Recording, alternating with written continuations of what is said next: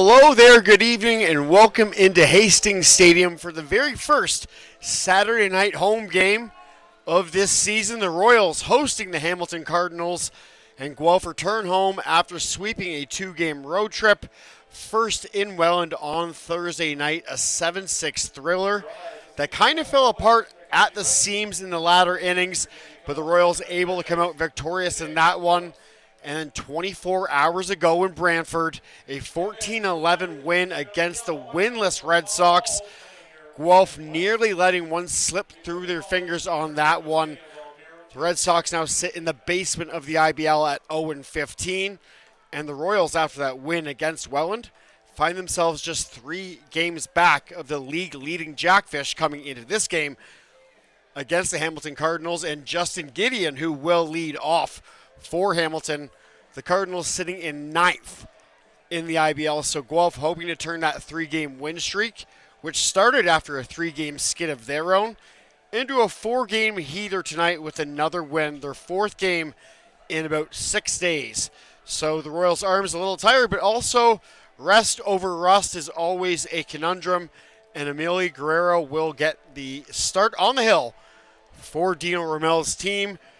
And as mentioned, Justin Gideon, who went deep against this Royals team back in May against Guelph in this very field, will lead off for Hamilton this evening. He will be followed by the catcher, Jeremy Valou. Tyler Duncan had a home run in his first game here at Hastings Stadium this season. Will round out the top 3 that are due up here in the top of the first inning. Emilio Guerrero, as mentioned, starting on the hill for the Royals, and Noah Roberts behind the mound. He had 2 home runs back on Tuesday night, a big part of Guelph's win streak getting started here at Hastings Stadium 5 nights ago.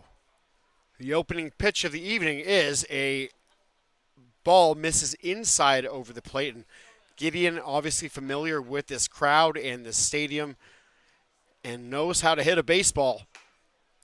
That one misses on the outside as well, so 2-0 the count for Guerrero to start this game. That one finds the zone and will be the first strike of the evening, and bringing the hands together of all 1,215 Hastings Stadium's goers tonight. And that, another strike, will even up the count at 2-2.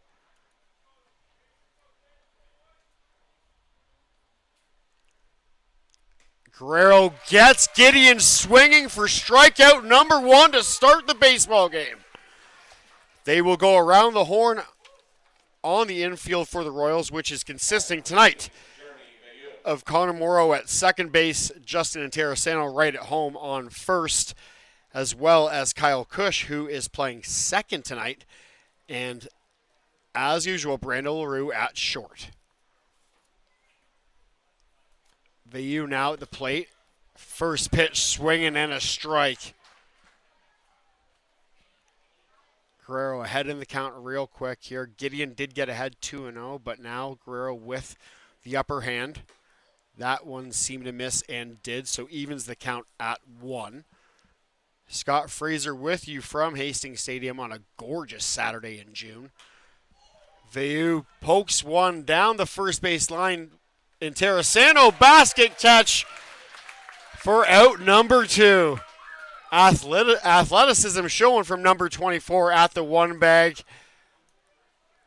And records the second out of this inning, and Hastings Stadium likes it.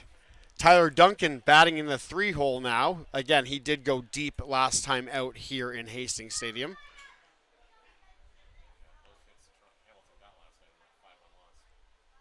Hamilton coming off a 5-1 loss last night, so they'll be looking to get back on track. Gideon swings at the first, Duncan swings at the first pitch and misses. That one did not find the strike zone, so now Guerrero and Duncan even at 1-1.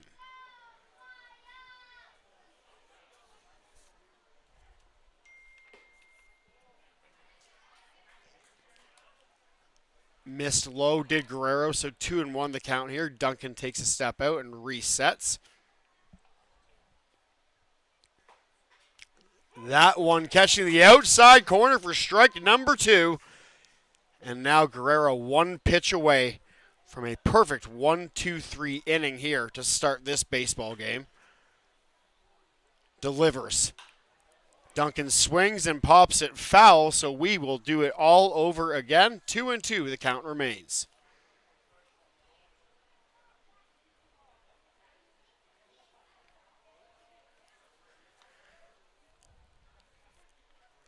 Josh Miles due up next. Should Duncan get aboard? But with that by Interessano, Miles will have to wait.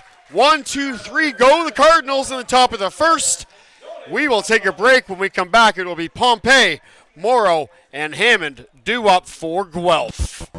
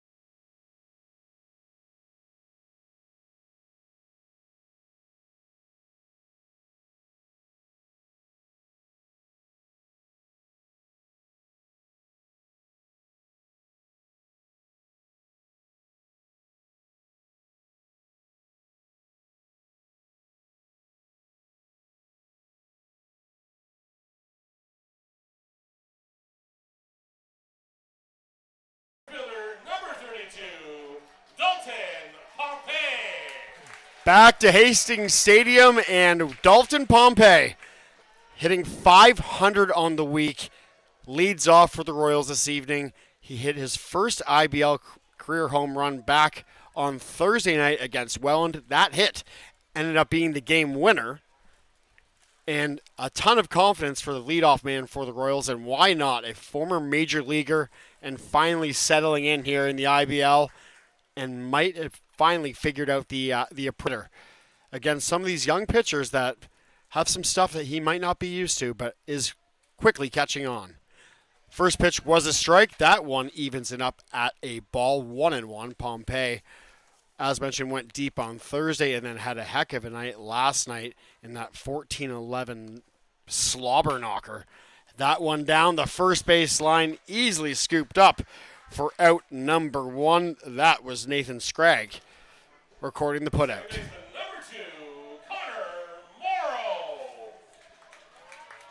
And Connor Morrow has found a home at second base and in the 2-hole here in the lineup for Dino Ramel. Once again with that blue bat, has finally found some fire. We'll see if Morrow can get to Duffy quick. Duffy, his second start of the season, pounded the strike zone in his debut. 4 innings of work and 1 hit allowed in that outing. He'll try to replicate that tonight as Morrow slices one foul for strike number 1.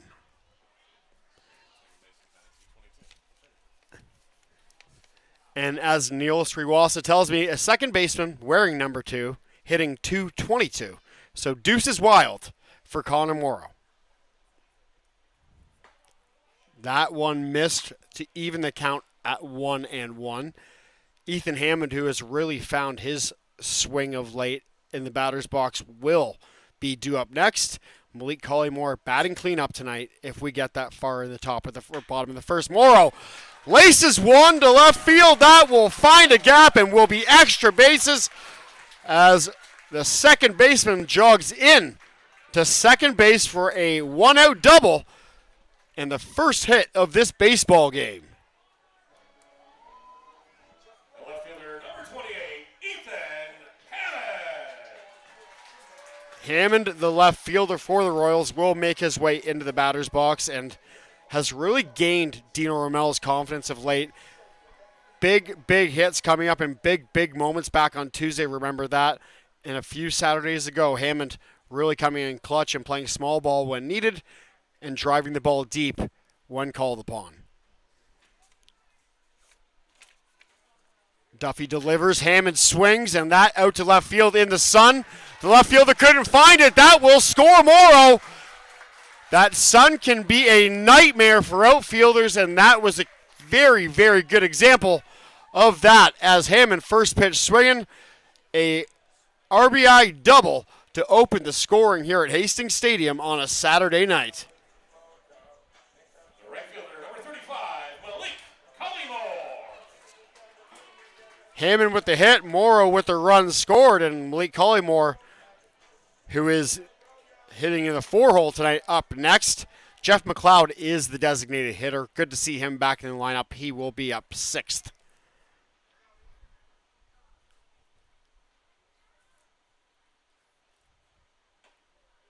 That one missed. Collymore with a man on second, one out. Pompey was the lone out of this bottom of the first so far for the Royals.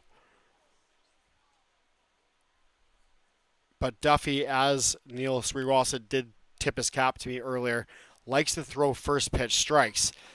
And there's a pair of them.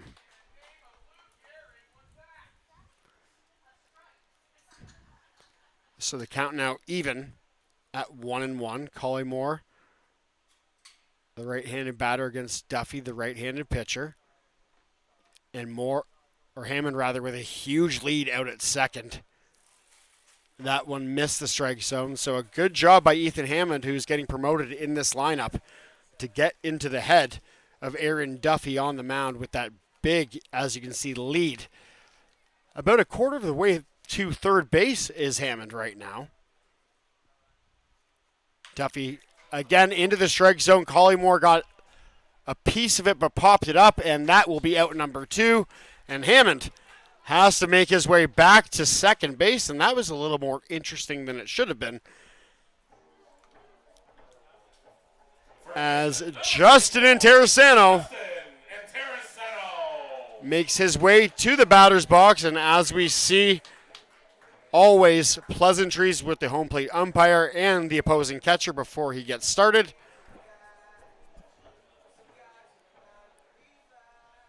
Interessano, after coming off that flu bug to start the season, has finally found his way around the plate and has a golden opportunity to extend this Royals lead that sits at 1-0 right now. And Hammond playing a little bit of chicken with Duffy on the mound.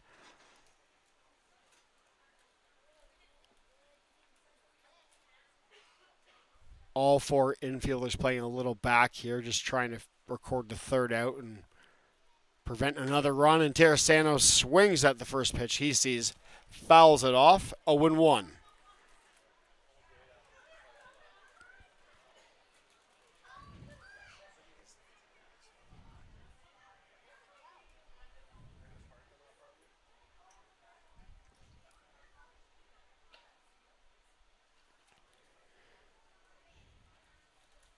Interessano sets and is ready, as is Duffy.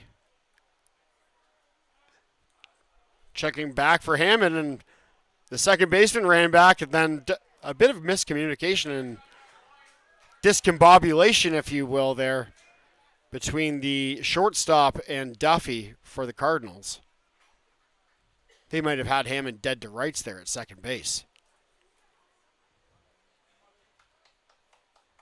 Interessano, a veteran, throws off to the shortstop and nowhere near second base, which brings a few jeers from the Hastings Stadium crowd. Terrasano's been standing in the batter's box for about a minute and a half now, has faced one pitch. A veteran knows that Duffy's mind is definitely on Hammond at second. That one misses high and maybe a show-me pitch to see if Hammond was going to move. 1-1 the count.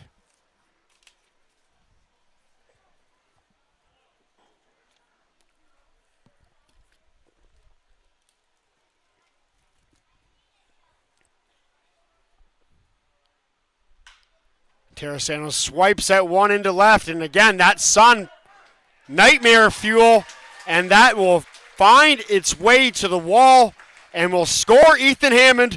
Justin and Terrasano with a 2-out RBI double for the first baseman.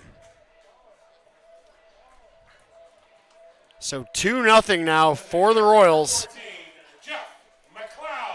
And Jeff McLeod, the designated hitter tonight, makes his way into the plate, or to the batter's box rather. The lefty on righty matchup, very favorable here. That sun has just been nothing but bad news for the Cardinals out in left field so far in this game. That one sinks into the zone for a strike. A great first pitch strike from Aaron Duffy on McLeod.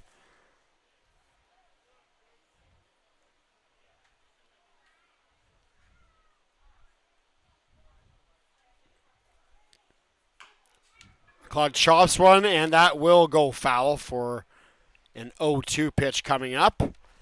As mentioned, Jeff McLeod hasn't played a home game in a while, so probably just getting reacquainted here with Hastings Stadium and the ground. Rich, at the end of the inning, can you come to concession?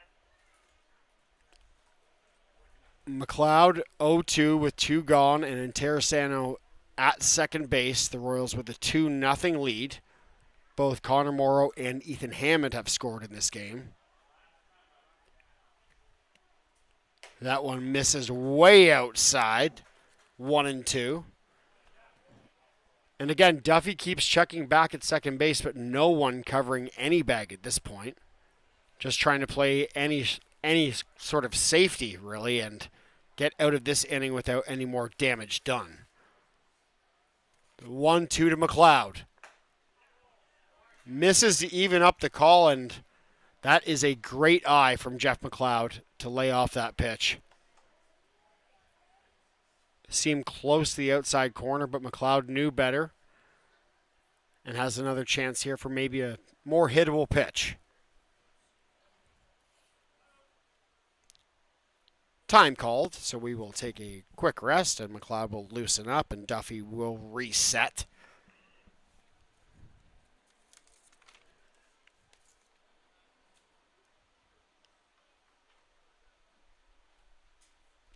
Duffy delivers. McLeod swings and chops one to first. That should be out number 3 and is.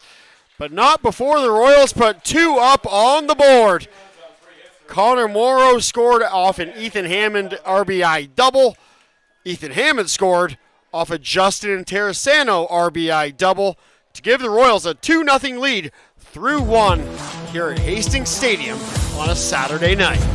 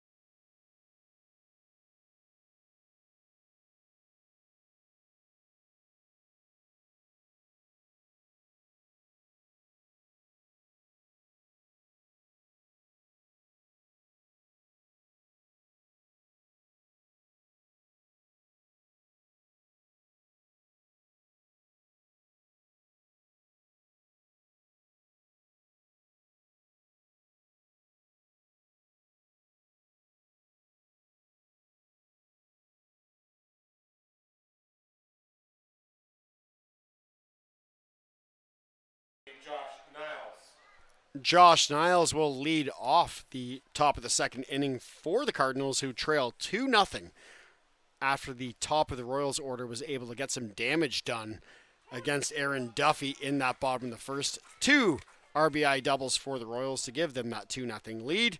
And Guerrero with the first pitch strike here to get inning number 2 underway. That one laced down the third baseline. And a collision there with the third base umpire, and I believe that was Kyle Cush that ran into the umpire, and it was, who is playing the 3-bag tonight. Appears no worse for wear. Josh Niles, though, a leadoff double for the Cardinals. He will be followed by Anthony Bunoeto.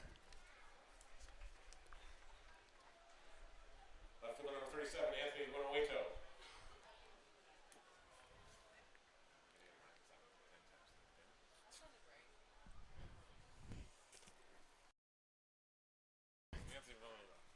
The first pitch, a ball low, and Roberts stayed in front of that. Noah Roberts getting a ton of admiration from his teammates and manager, starting the vast majority of these games behind home plate and getting it done in the batter's box as well. That one gets past him, though, as I say that, and that will advance Niles to third base.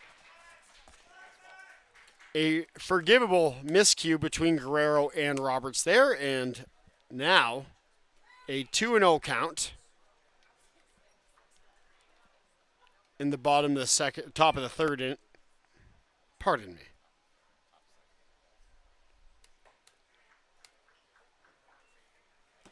Three and 0.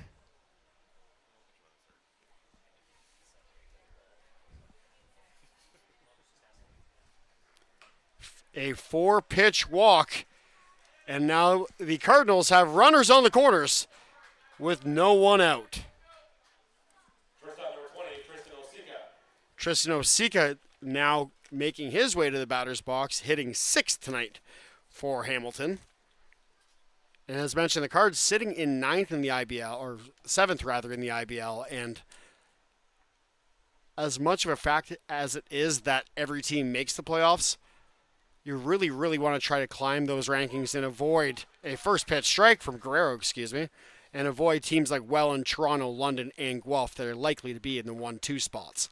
So 0-1, Guerrero ahead here. Runners on the corners, no one out in the top of the second. That one swung on and hit. That will score a run and maybe more. Osika doing a great job of finding that left field hole right in the sunshine. An RBI single to advance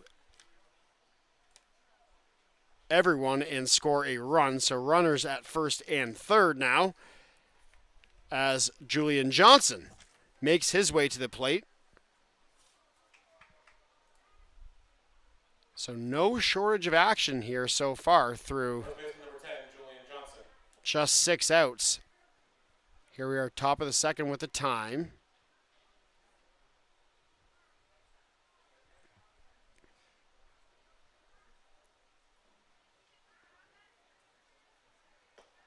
That one low and away to miss for a ball.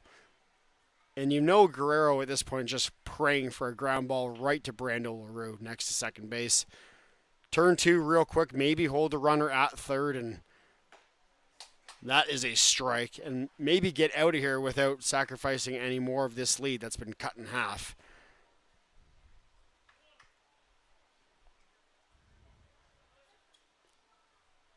Count even 1-1, no one gone. Guerrero checks, sets, delivers. A swing and a miss from Johnson for strike number 2.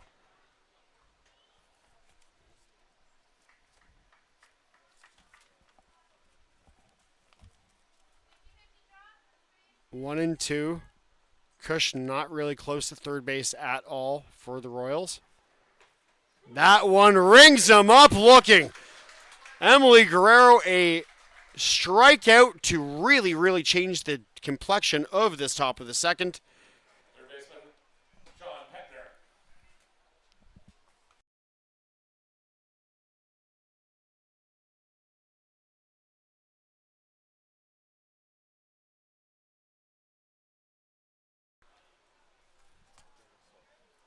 Sean Petner now at the plate with one gone, runners on the corners, a 2-1 ball game. Guerrero delivers that one. Nearly took some heads off as it was laced down the left field line and foul. So 0-1.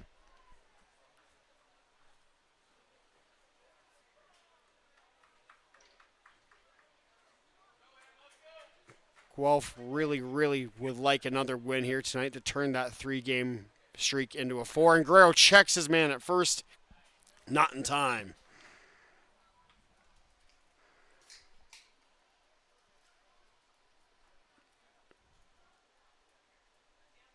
Petner, the third baseman for Hamilton, knows his way around the plate as well, so he will swing at anything good and finds one to left field. That will be foul unless it's caught. And Ethan Hammond just one step behind it for what would have been a miraculous out number 2.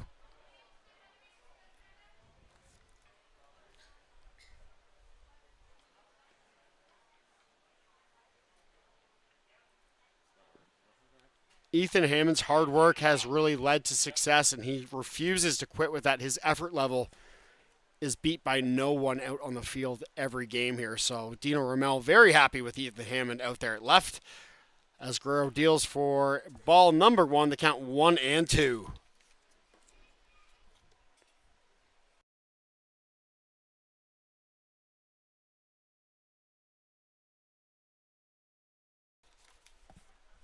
The 1-2, runners on the corners, one gone here, top of the second. Chop to LaRue at short for 1. More over to Interessano for 2, double play. And that will save a run for the Royals, who are through the top of 2 with a 2-1 lead. And Noah Roberts due up first in the bottom half of the inning. He will be followed by Kyle Cush and Brando LaRue when we come back.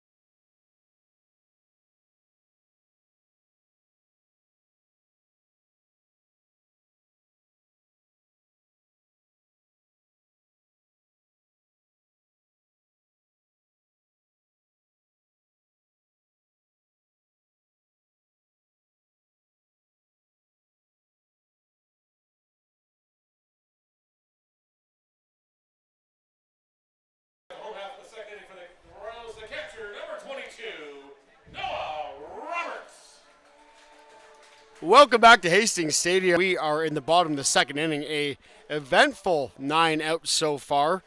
The Royals with a 2-1 lead, and Noah Roberts to lead off for Guelph in the bottom half of this inning. Duffy deals, and Roberts swings at strike number 1.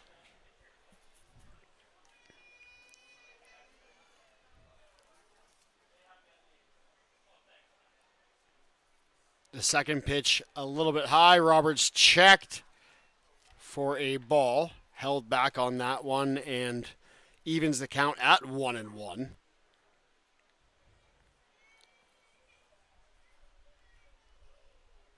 Duffy again. Roberts was taking all the way, and that was a strike all the way. So now 1-2.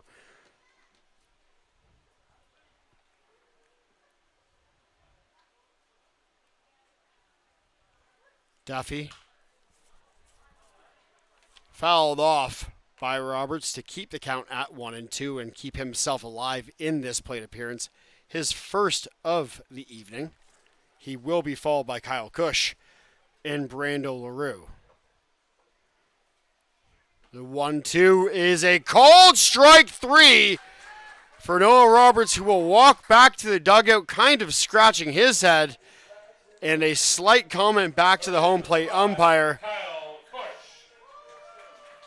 A called strike 3 on a catcher is never going to go down easy. So Roberts takes it and takes his medicine on his way back to the dugout. Noah, though, really having some success at the plate this week. 2 home runs back on Tuesday night, so he probably won't let that one get to him too much as Kyle Cush is at the dish.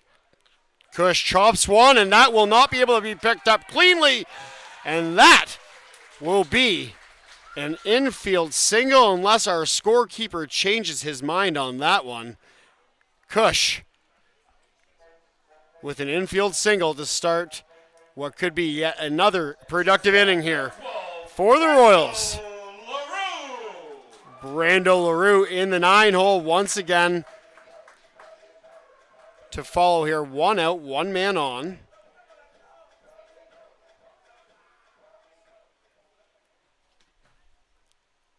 We are 31 minutes into this baseball game and just 10 outs into it. So it could be a long one here tonight, folks. Buckle up. First pitch, LaRue dodges it for strike number 1. No surprise there. LaRue does like to crowd the plate, so anything on the inside will be very close in proximity. Duffy with the 0-1. LaRue waves at it for the second strike.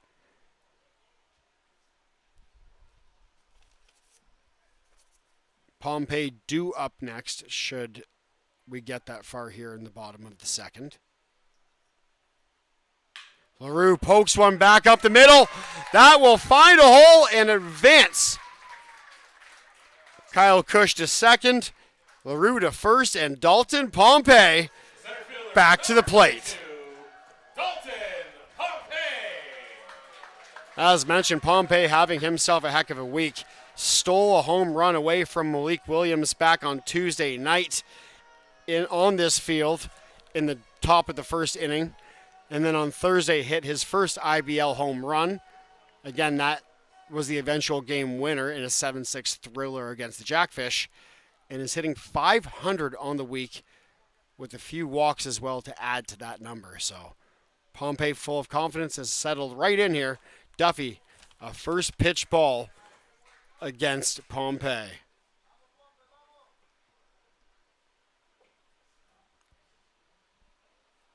Cush at second, LaRue at first, 1 gone.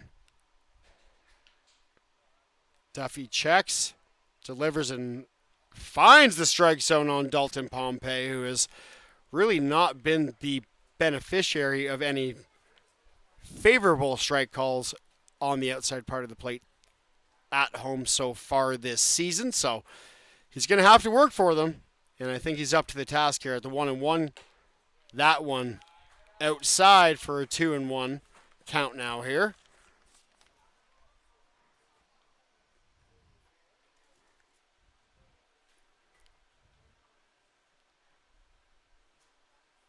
Pompey very patient at the plate, so Duffy will have to throw strikes.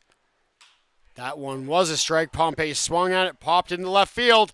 That sun could be an issue, and it is not this time, as that is out number 2 here in the bottom of the second. And that will bring up Connor Morrow again. Morrow doubled and later scored in the bottom of the first, so he will be looking to replicate that effort here with 2 men on and really try to begin to blow this game wide open.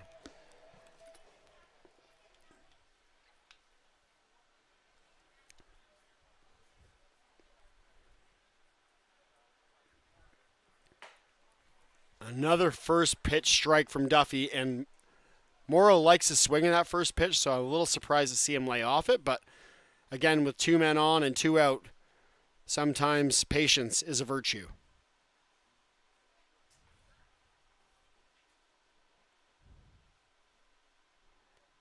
Duffy checking again, no one covering Cush at second. Morrow swings at that one for strike number 2. A hard cut, really trying to score some runs on that swing from Connor. So 2 different approaches from the second baseman from the Royals in this at bat.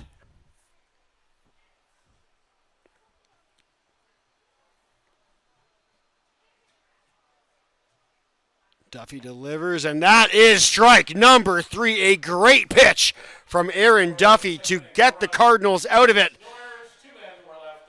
No runs allowed and 2 men left on base for the Royals. We are through 2 innings here at Hastings Stadium. Guelph 2, Hamilton 1.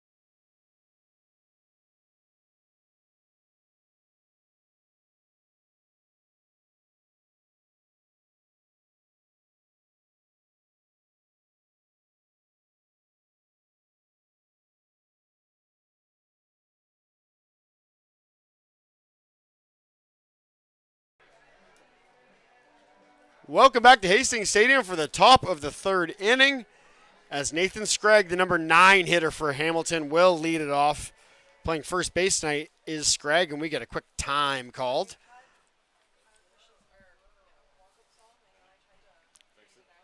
Guerrero deals. Scragg swings and misses. Strike number 1.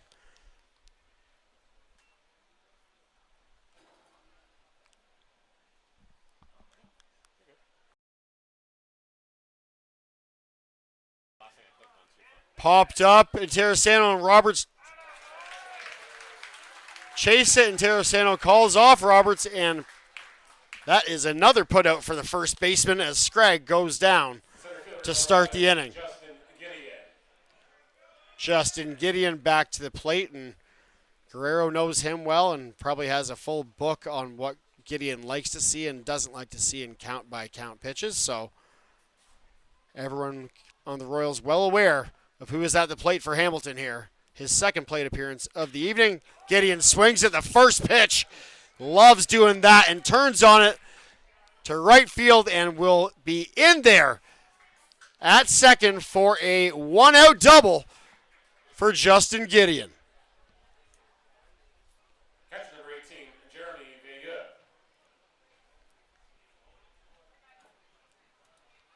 The catcher, Jeremy Veilleux, now to the plate. He flew out in his first at-bat and will be looking to advance Justin Gideon, who is in scoring position now.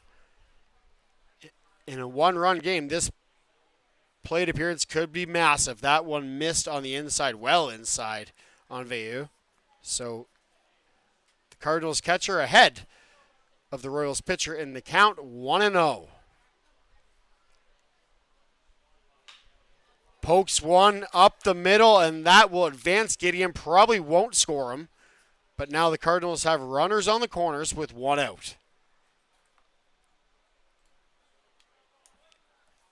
Right fielder number 55, Tyler Duncan. And Tyler Duncan, the right fielder for Hamilton, coming to the plate now. And as mentioned, went deep his last time here at Hastings. So could really, really change the mojo of this baseball game with one good swing here against Guerrero. Duncan did not reach base in his first at bat, and that one misses for a ball. So the right fielder ahead in the count, 1-0.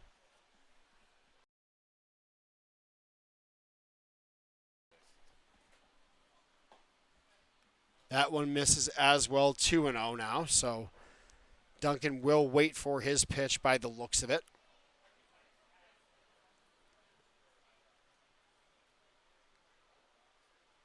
Guerrero delivers. That one finds the zone for a strike.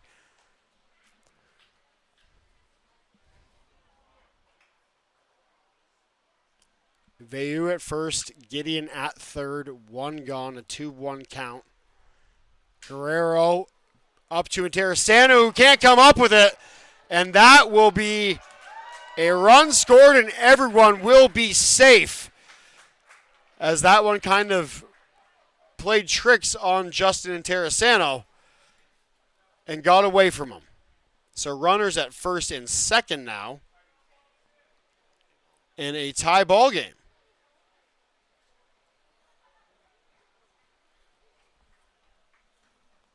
Hamilton doing a good job of manufacturing runs any way they can against this Royals lineup.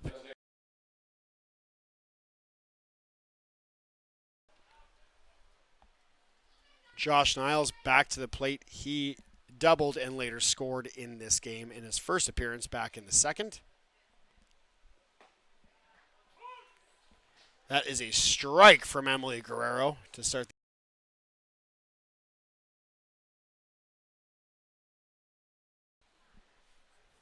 The 0-1 with two men on. Morrow thinks about running over to second base, and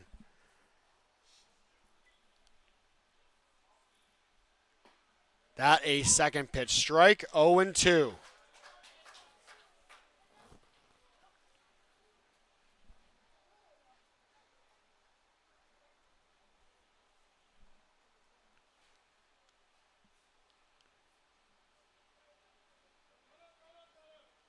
Timeout called as Guerrero was ready to deliver, so that will not be a playable ball, and we will pause and reset.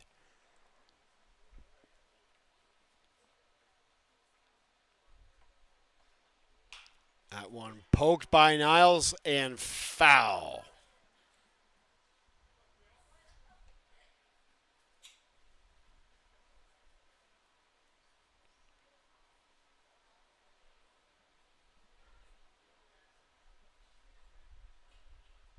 Two on, an 0-2 count, and a 2-2 ball game. Just one gone here in the top of the third. That one again poked foul. And as we see now, that sun that was just causing headaches for every left fielder in baseball finally starting to set here. We have moved to the evening games as the sun and the summer begin to get much, much hotter. So every Royals home game from here on out will be a 7:30 start on a Saturday night. The 0-2 inside. Niles now behind the count 1-2.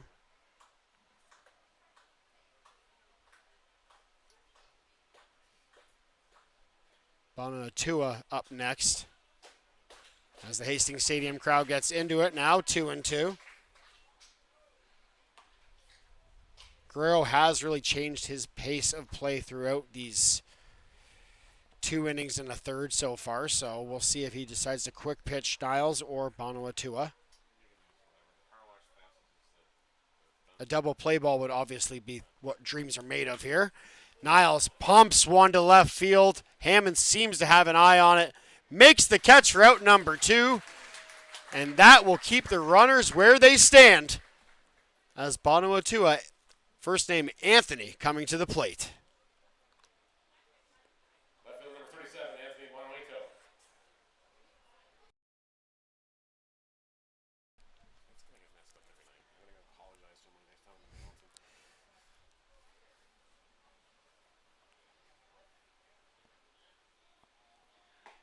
That is a first pitch strike with 2 on and 2 out here. So Guerrero really hoping that he can get out of this one with just 1 run scored and a tie game here with 2 men on, 2 out, and a 0-1.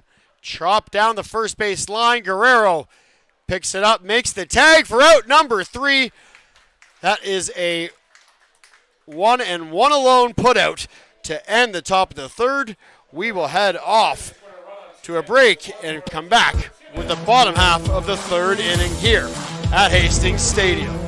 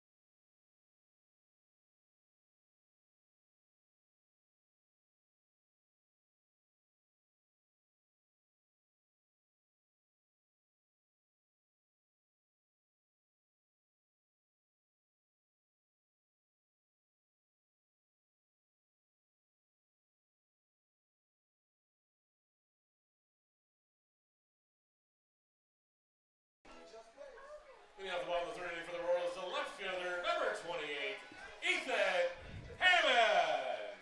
Welcome back to Hastings Stadium. It's Saturday night, and Ethan Hammond makes his way back to the plate, looking to do what he did in his first plate appearance in the bottom of the 1st inning. And that was just a double that scored a run, and then Hammond later scored to make this game 2-0.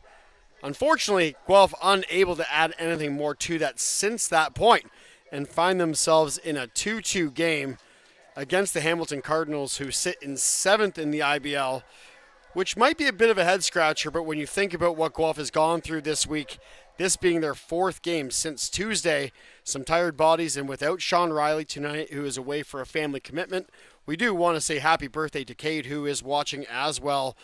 So hopefully wherever Sean is, he can tune in and cheer on the Royals, who are in a tie game here in the bottom of the 3rd. That one a first pitch strike from Aaron Duffy on Ethan Hammond.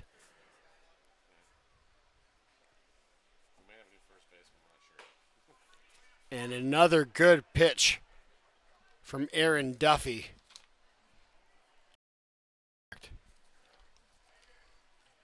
0-2 Duffy on Hammond to start the bottom of the third. Hammond protecting the zone. Fouls that one off to stay alive. Two up next would be Malik Collymore and Justin Interessano. Jeff McLeod, the designated hitter, would follow if we get that far here in the bottom of the third. The 0-2 from Duffy again. Gets Hammond looking, and Hammond knew it. A great strikeout pitch from Aaron Duffy, who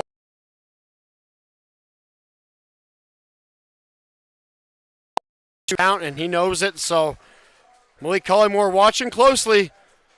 And now the righty-on-righty matchup for the Royals. We'll see what Malik Collymore can do. He flew out to short his first at-bat. Another first pitch strike from Duffy.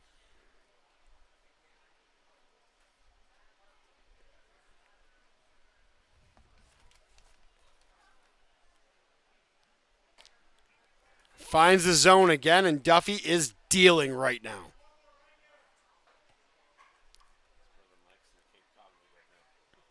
Again, over 1,200 strong here at Hastings Stadium to take this game, and that one inside. Collymore got out of the way, the count 1-2. Lots of families and friends and Royals fans here in the crowd to cheer on Guelph. We'll play back-to-back home games next weekend on Canada Day and on July 2nd.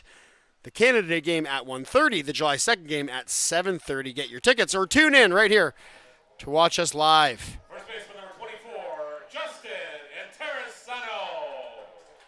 Collymore goes down on that one, so 2 outs, and Duffy making quick work of the heart of the order for the Royals in this bottom of the third. But Justin Interessano hoping to change the fortunes here with his second plate appearance of the evening. He did double the first time out. First pitch swinging, hooked it foul down the first base line, and just a bit ahead of that one for Duffy. And again, Duffy likes that first pitch strike, but that doesn't necessarily mean a first pitch fastball.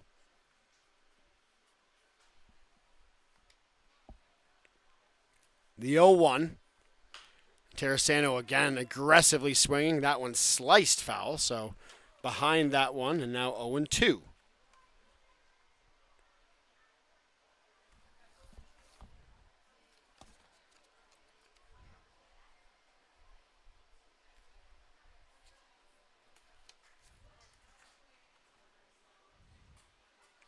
The 0-2, Duffy to Interessano, again swinging on it. That one into foul territory, might be playable, but into the fixed gear beer garden as a souvenir. So Interessano will reset, take a bit of a lap, and adjust and think about what he wants to see with this next pitch from Duffy, who is just seemingly getting better and better as this game goes on.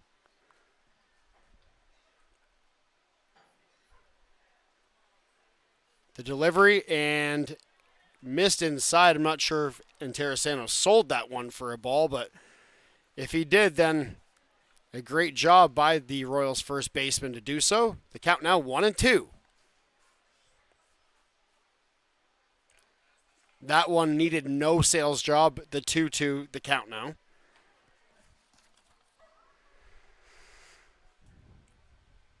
Two balls, 2 strikes, 2 outs here, bottom of the third. 2-2 the score. Interessano sets up. Duffy thinks about what he wants to throw. Is set and delivers.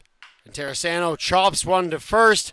A little hot to handle, but unfortunately Duffy there to cover, and Interessano couldn't win the foot race. And Guelph goes 1-2-3 in the bottom of the third. We are tied 2-2 through 3 innings here at Hastings Stadium on Saturday night.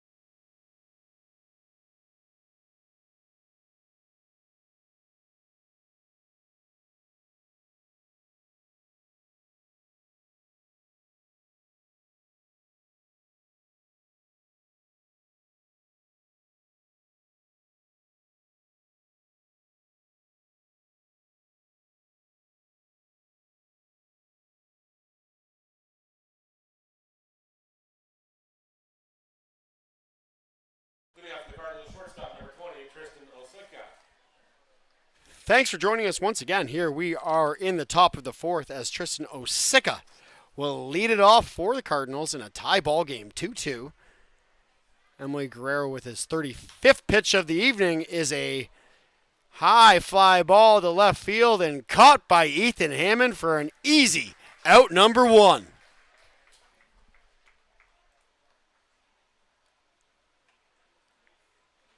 Guerrero now with 35 pitches in the game.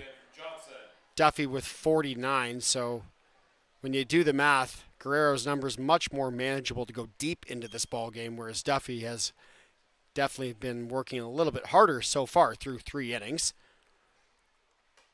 That one misses for a ball.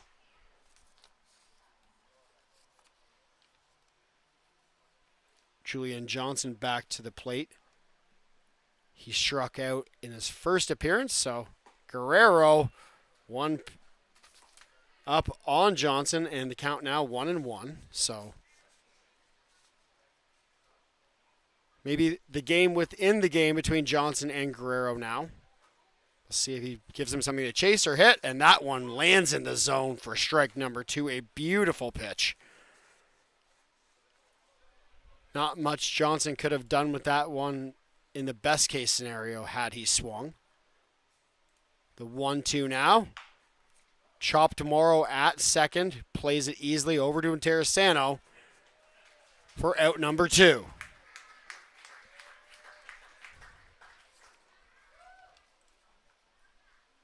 The old 4-3 putout. And now the Royals 1 out away from getting back to the plate and trying to regain this lead that they found in the bottom of the first that has since evaporated, and Sean Pettinger with something to say about that for Hamilton here. Swings at the first one he sees, and Interessano kind of said, "Your ball, Connor," and Pettinger will happily take the single to keep this inning alive. And Nathan Scragg now to the plate.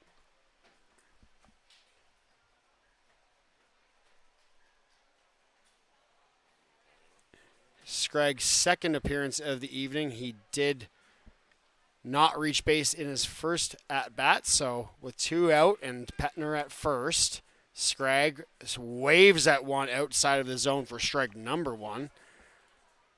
And that may now change Emily's approach here on the mound after Scragg really, really desperately swung at the first pitch he saw. That one right at him, and looks like Pompey has an easy out number 3, and does. No damage done here in the top of the 4th inning.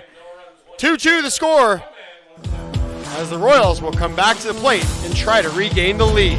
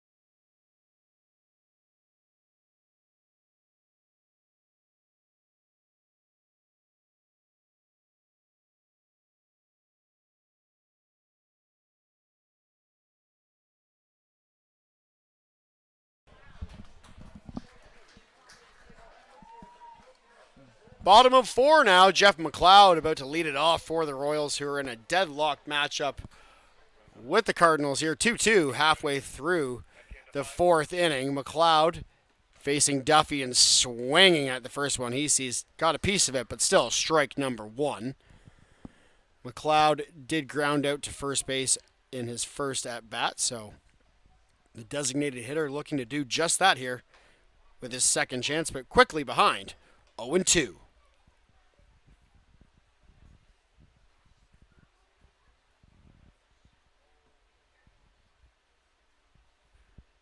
The 0-2 from Duffy. McLeod swings, and that is a 3-pitch strikeout for Aaron Duffy.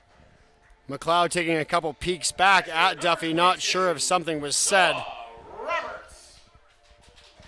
And Noah Roberts comes back to the plate now. He could not reach base. He struck out in his first at-bat of the evening, but did hit 2 home runs here back on Tuesday night in that Royals win. And those 2 home runs matched the season total for Hall of Famer Sean Riley this season, who is not in the lineup tonight.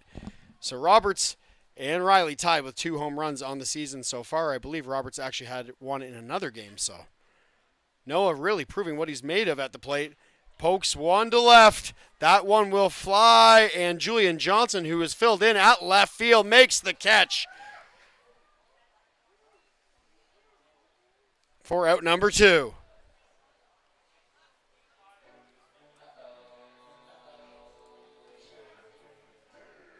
Should mention Julian Johnson is over at left. Baseman number 5, Kyle Kush.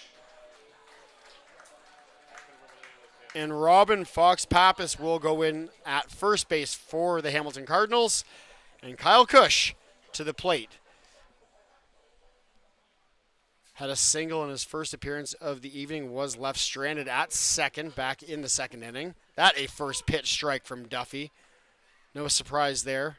Aaron does love to pound that strike zone early and often, so maybe Guelph will get their bats off their shoulders earlier in the count as this game wears on. Kush takes a healthy cut at that one to no avail. 0-2, and Duffy has really settled in here for Hamilton, who have drawn even in this ball game after falling behind. And with a pitcher with this much confidence, why not? As Duffy fights that one off to keep the at-bat alive. 0-2, the count remains. Fox-Pappas at first, Johnson out to left field, so a few changes for Hamilton so far in this game. That one rings him up for another strikeout. Aaron Duffy walks back to the dugout with a whole bunch of swagger, and why not? 1, 2, 3 go the Royals yet again. In the bottom of the 4th inning, we have a tie game, 2-2 through 4 at Hastings Stadium.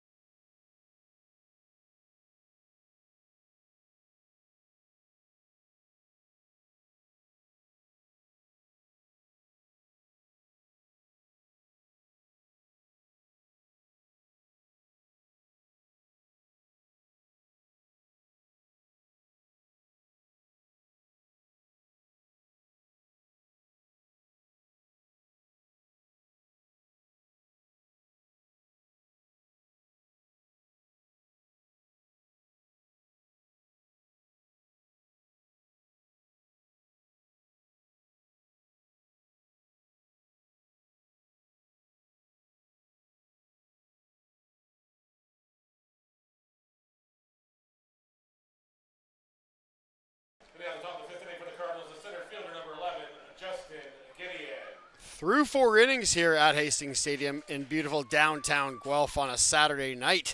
A 2-2 ball game with Justin Gideon coming back to the plate, a familiar face and now a familiar foe for the Royals. for his third appearance of the game, and that a first pitch strike from Emily Guerrero against Gideon. Gideon did not agree, which, again, no surprise. Guerrero again dealing, and Gideon swinging at strike number 2.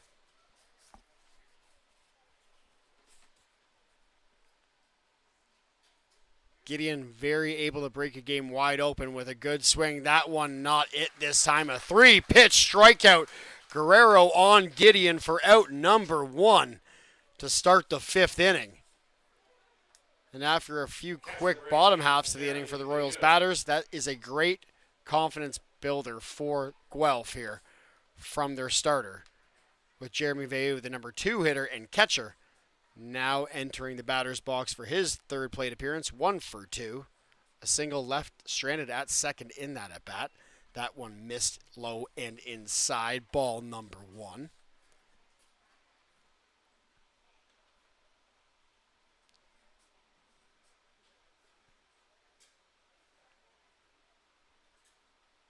Veilleux now headed 2-0. You guys want hot dogs or drinks?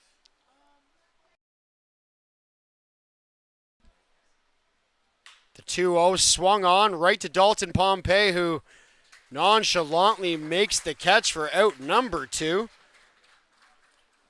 And we are ticking along here in the top of the 5th, with Tyler Duncan back to the plate.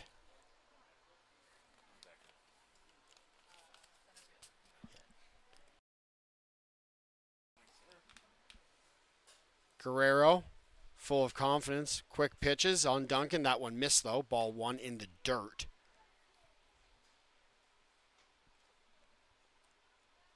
The 1-0, fouled straight back. Count even.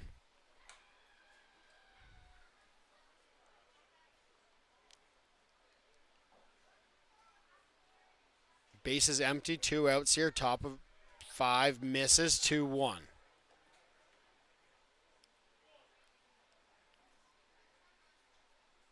What looked like it might be a slugfest slobber knocker to start this ball game has quickly become a pitcher's duel between Guerrero and Duffy on the hill.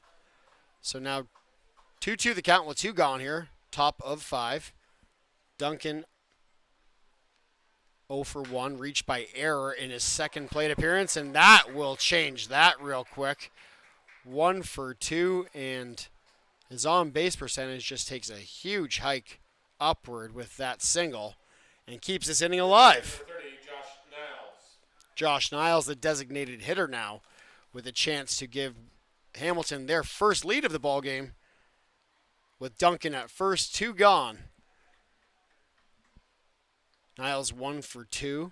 This is third plate appearance of the evening.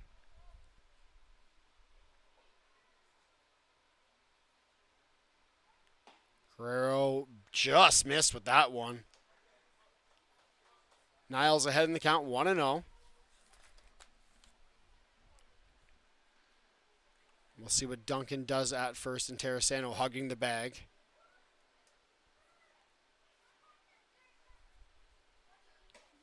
That one finds the outside corner for a strike to even the count up at 1-1.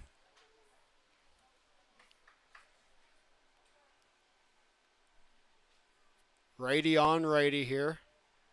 Guerrero peeks over at Duncan at first and throws. Did not get him in time. Duncan is safe.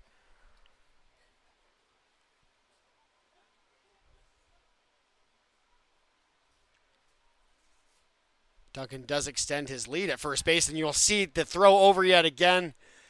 A bit low for Terrasano to scoop up, so Duncan's safe yet again.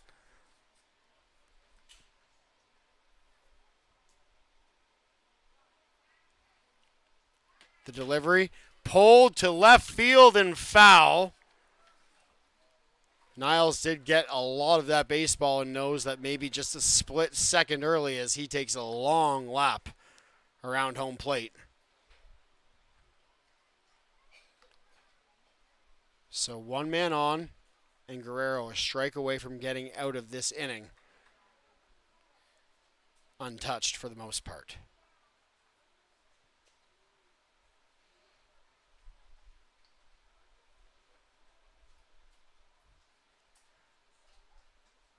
We will pause as Guerrero needs to reset and is now ready to go.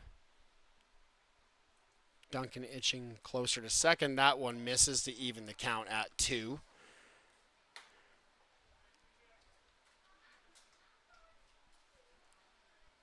Tense moments here in Hastings Stadium in a 2-2 game, halfway or 2/3 of the way through top of 5. That one swung on and fouled back. It almost feels like this one could be the turning point. Very quiet, almost can hear a pin drop here with the 2-2 count.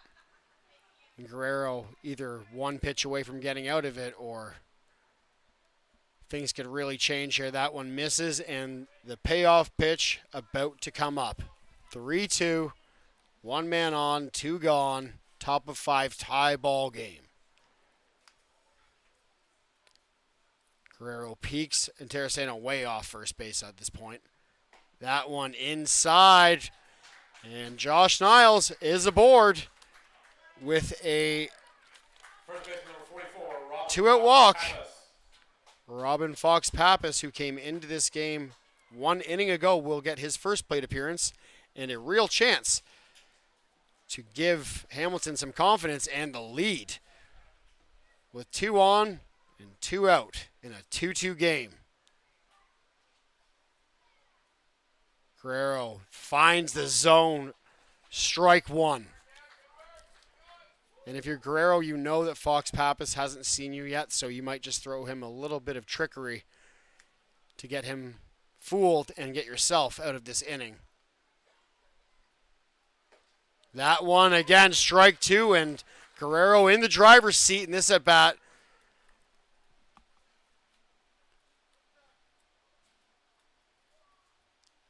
Ideally, you do not give him something to hit here, but we will see. That one poked to Morrow at second. He makes the play over to Terracino, and the Royals are out of it. 2 stranded for Hamilton, but no runs scored. We are halfway through 5 from Hastings Stadium in a 2-2 ball game.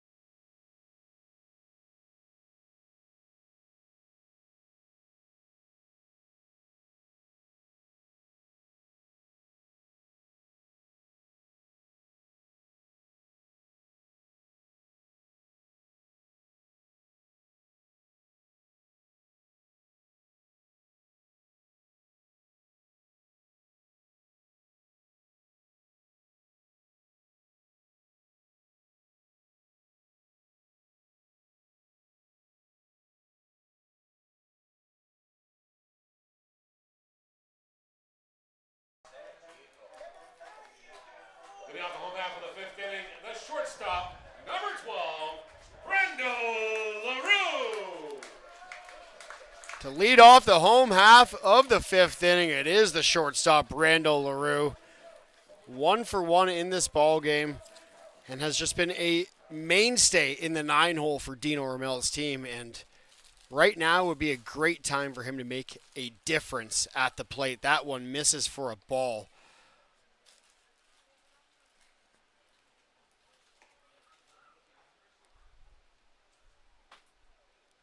LaRue, a junior player that has really fit right in here in the Royals lineup and in the heart of the defense at shortstop as well. So a heap of confidence for the young fella as he is now 1-1 in the count with Duffy, Duffy has been pretty much untouchable of late in this ball game. So we'll see if LaRue can change the fortunes for the Royals here as he tries to bunt for a base hit, and that is just foul. A great idea and had the defense on their heels. And with the foot speed of Brando LaRue, never a bad option to try to bunt for a bag.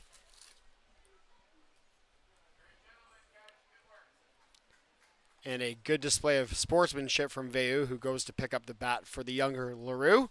And we will do it again. 1-1 the count as we are set to go. And perhaps now the Hamilton defense a little more well aware. 1-2 the count, excuse me. LaRue waves at that one. He knew it. A great third strike pitch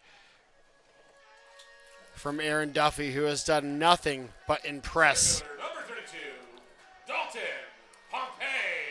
Through 4 1/3, Aaron Duffy has been fantastic, and Dalton Pompey, who has been just red hot this week, will look to try to take some of that confidence away from Duffy here. With his third plate appearance of the evening, he's 0 for 2. And if the law of averages tells me anything, he's due for at least something here, whether it be a walk or a single or more. The first pitch, Pompey knew it too. Swung at it, wanted it, couldn't find it. 0-1, Duffy ahead. Pompey obviously well aware that Aaron Duffy is throwing first pitch strikes, so not shy to swing at that one. The 0-1, Pompey sliced it foul. 0-2. Maybe now time to reset and choke up on the bat to protect the strike zone here. You do have Connor Morrow due up next, and if the inning goes on, it's Ethan Hammond and then Malik Collymore and Justin Terrasano. That one misses and bounces in the dirt. 1-2 the count now. Not a bad idea from Duffy to see if Pompey would get a little overzealous and swing at a ball.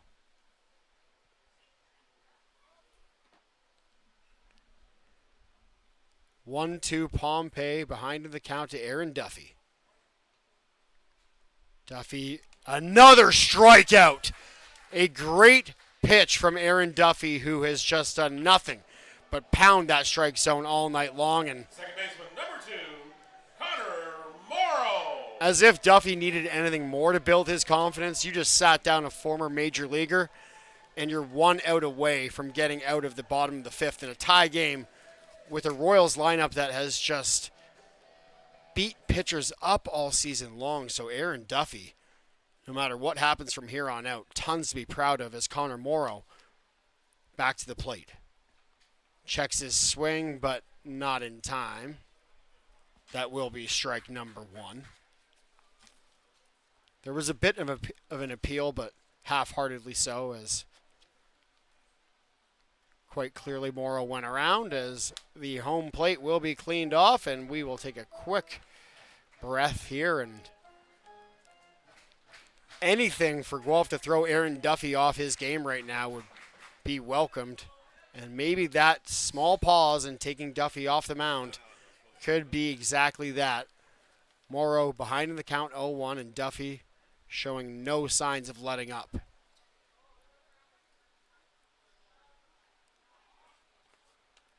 Morrow shows bunt and pulls back.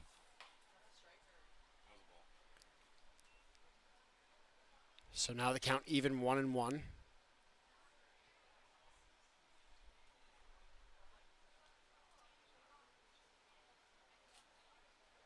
Delivered by Duffy, and Morrow half-heartedly swinging at strike number 2.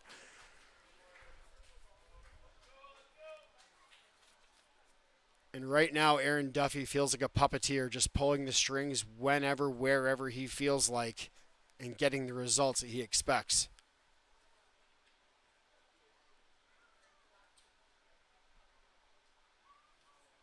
1-2 in there for strike number 3. Aaron Duffy, continue. Impress me a little bit more, please. He is through 5 innings and looks like he is set for a record-setting night. Guelph and Hamilton tied at 2 through 5 on a Saturday from Hastings Stadium.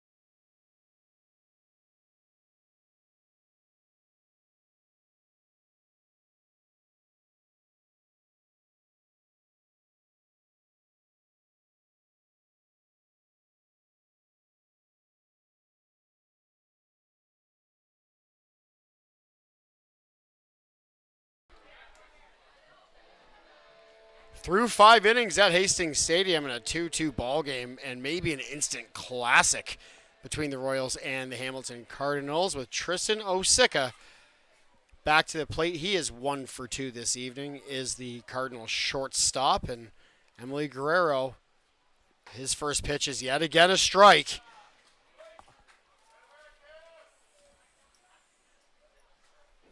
Duffy has been very, very unmatchable on the mound for the Cardinals since the bottom of the first inning, and Guerrero doing all he can to try to keep pace with Duffy and keep his team alive in this 2-2 game, as Aaron Duffy hasn't showed any signs of letting up, and Emily Guerrero says, how about that?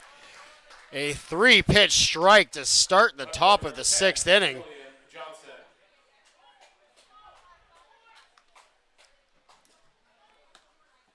And Julian Johnson comes back to the plate. He has struck out and grounded out in this game. He's 0 for 2. Johnson started at first base and then moved out to left field, so chops that first pitch he sees at this at-bat foul. See if Guerrero changes the pace, as Johnson was quite behind that pitch, so try to get him out in front of one, but no, finds the dirt for ball number 1.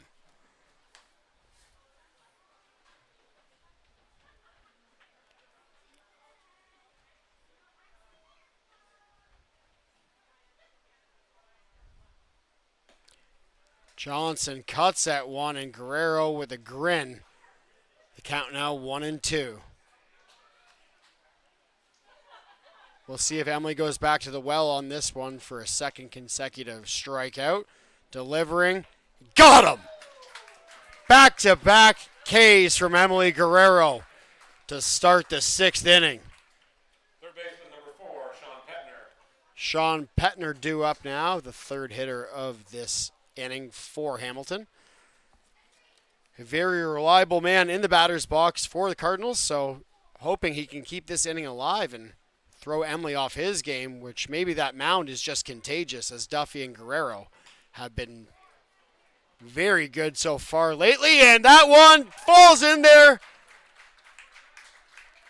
Cush could not come up with it as he was tracking it over his head and around his shoulder and back again.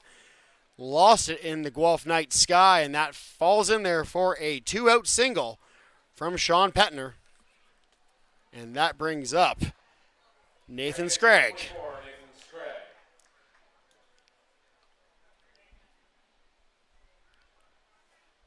Kyle Cush couldn't do much more with that ball, but that does keep Hamilton's hopes alive here in the top of the sixth. That one in there for a strike on the outside part of the plate, and much to the pleasure of the Hastings Stadium crowd.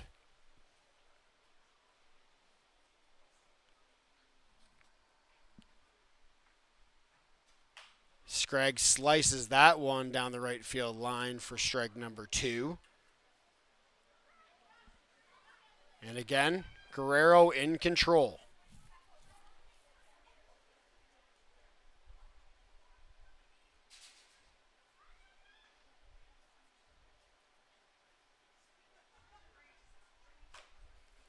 Scragg protecting the zone to keep himself alive and keep this inning going.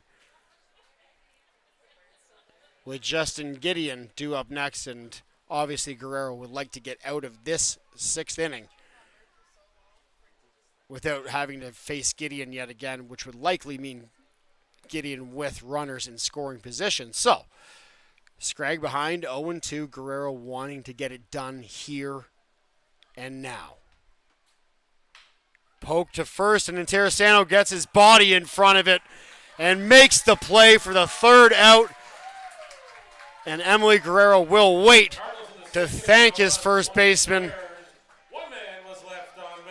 Interessano sacrificing the body to make the play. We are tied halfway through 6 innings at Hastings Stadium.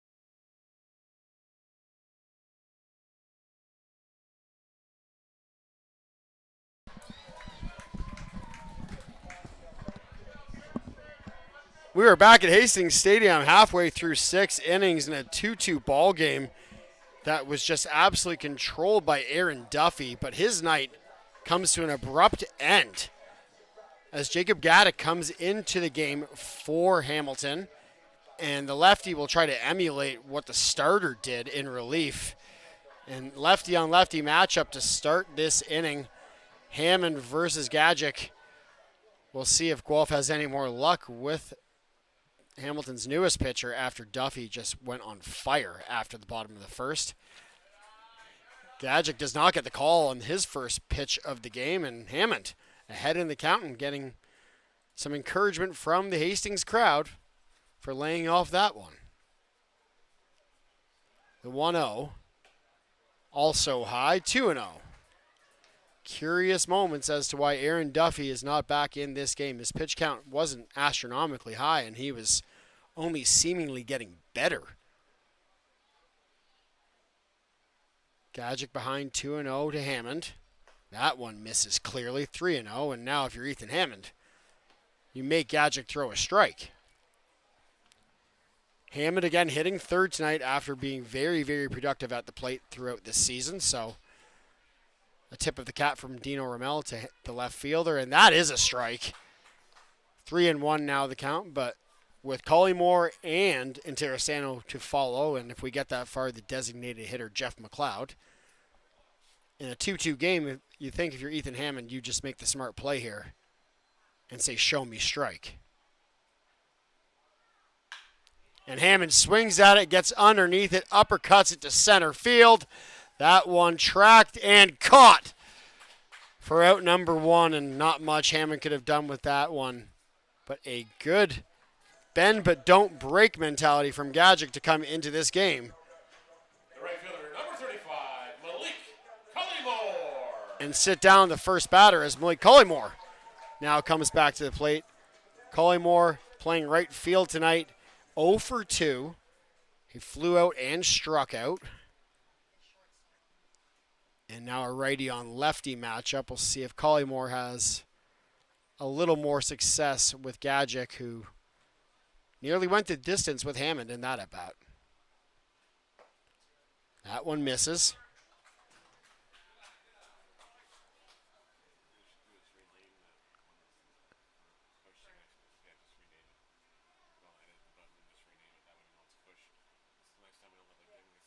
Collymore stepped out and tried to swing at that one late to even the count at 1.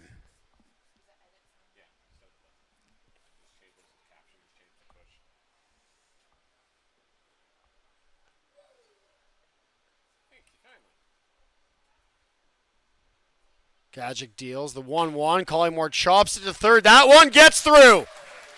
Into left field for a single. And the Royals have a base runner for the first time in a long time, and Justin Intercounty makes his way to the plate. A one-out single from Collymore. Brings some hands together here. Again, over 1,200 fans here at Hastings Stadium for a Saturday night game. If you're not here, you're not anywhere.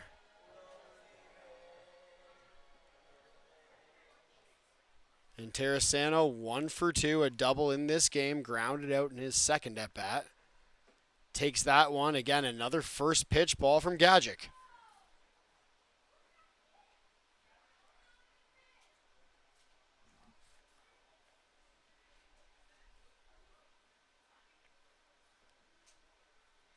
Guelph came into this game with a whole heap of confidence, 3 straight wins. The Cardinals coming off yet another loss last night, 3 straight losses for them. That one inside and hits in Terrasano, so he will take his base. And now, runners at first and second with just 1 out. And your designated hitter and fan favorite, Jeff McLeod, looking to put his imprint on this game. It will be a lefty-on-lefty matchup, but McLeod, a confident hitter, knows what he needs to do. A veteran of this league, will be in control in his mind in terms of the mind games between himself and Gaddick for this at-bat. And Collymore can move at second base, so obviously Gadget will have to keep one eye and maybe more on Collymore, who does stand at second. Terrasano will follow at first, and 2 on, 1 out, bottom of 6, McLeod at the plate. Tie ball game. Gadget checks, no one covering second. McLeod swings at the first pitch he sees. That one dribbles, and Terrasano into second. That will be a fielder's choice, and will get Collymore to third. So runners on the corners, but 2 gone now. And Noah Roberts, the hottest hitter in this lineup, back to the plate and looking to add to an impressive season so far.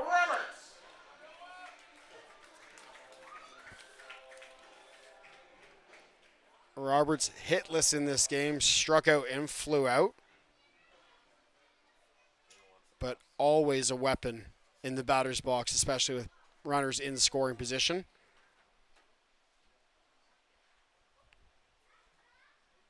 We will take a reset, and Noah will have to do it the hard way with 2 gone here.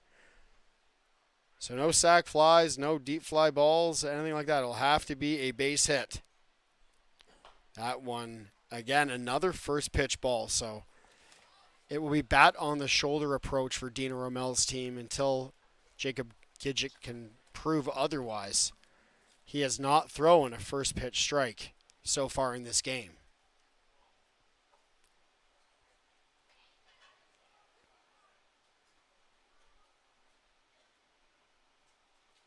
The 1-0.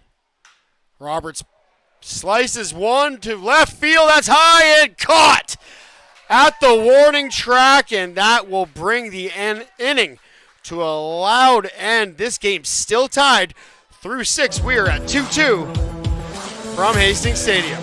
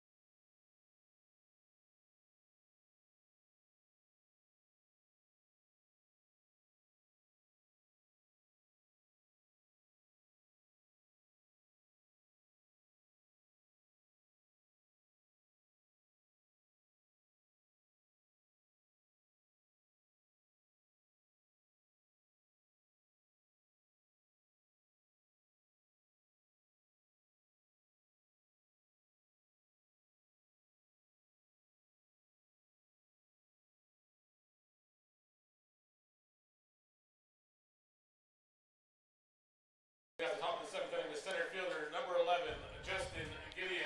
Through 6 innings, we are tied here at Hastings Stadium, 2-2, and back to the top of the order. And it's Justin Gideon, who is 1 for 3 this evening.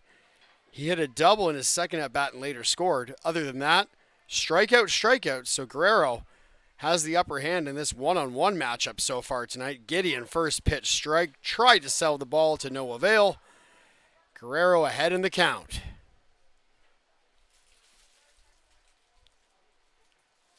Emily dealing. Gideon pumps one to center, not nearly deep enough. Pompey underneath it. Quick out, number 1.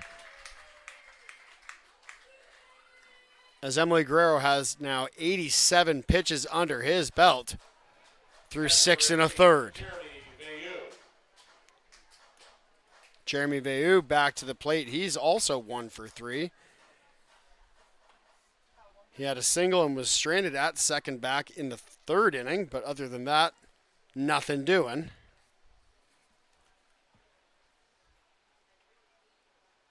Guerrero deals. Veilleux slices one hard and foul behind home plate. Another first pitch strike from Emily Guerrero.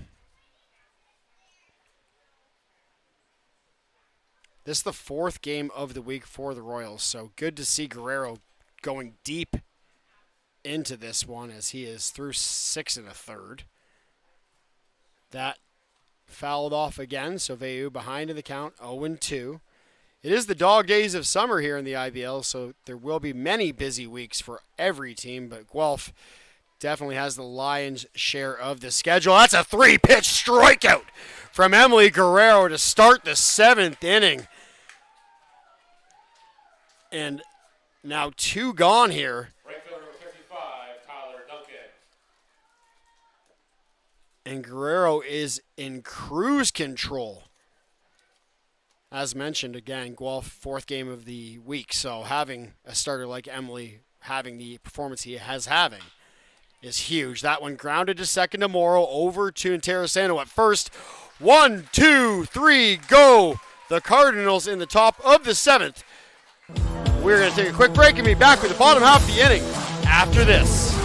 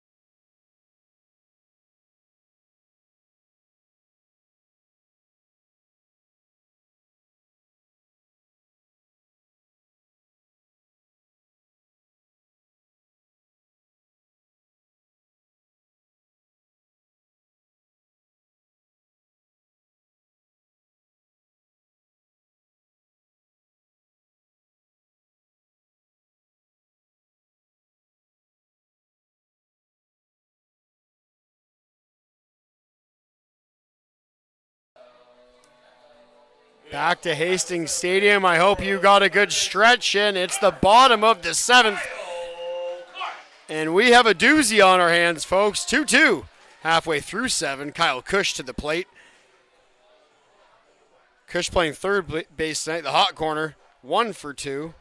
A single and a strikeout, and a lefty-on-lefty matchup with Gadgich.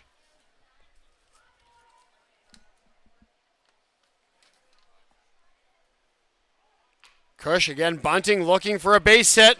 He will have to run, and he gets there in time as that throw off the mark. And Kyle Cush, a leadoff bunt single for the Royals. And you know what? Get it done any way you can. This team is a fan of the deep ball, but a base hit is a base hit, to quote Billy Bean of the Oakland Athletics. And Brando LaRue knows all about base hits being base hits, is back to the plate now. Looking to add to what Cush just did. They will score that in E5. Nonetheless, the Royals with a leadoff base runner here in the bottom of the 7th. LaRue, and then we will turn the order over for Dalton Pompey next. That one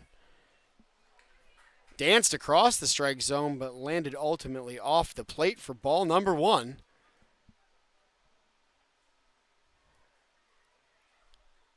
Which has kind of been the same song and dance for Jacob Gadgich all night long. That one well inside and gets away from Veilleux, but not nearly enough for Cush to make his way to second base. Maybe a slow start from Kyle, but in a 2-2 game, maybe some tentativeness is what the doctor ordered.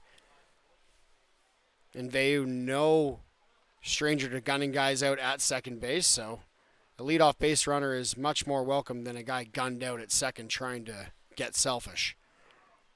The 2-0.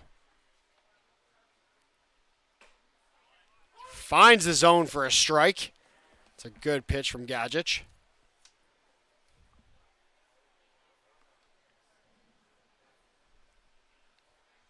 We got a good look here at what Cush is thinking from his lead at first. Fox Pappas right on the bag, so probably not going anywhere, especially with a left-handed pitcher. And LaRue laces one to right, and that one easily caught and hauled in for out number 2 here in the bottom of the 7th. And that again brings up Dalton Pompey, who is just itching for a hit. Number 32, Dalton Pompey. The switch hitter has had far and away his best week in the IBL. And at 0-3 this evening, you know a guy with this much confidence and swagger won't be looking to end with a sombrero of any kind after such a successful 3 games this week, this being the 4th, and Pompey looking for his first hit of the evening. 1 out, 1 on, bottom 7. Pompey swings hard at that one and misses. Gadgich got him chasing on that one, and with a guy who's thrown so many first pitch balls, you wonder why maybe you chase that first one if you're Pompey, but sometimes game breakers need to break the game open their own way.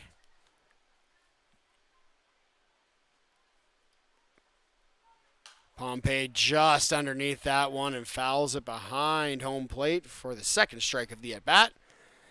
So 0-2, 1 gone. And Cush at first.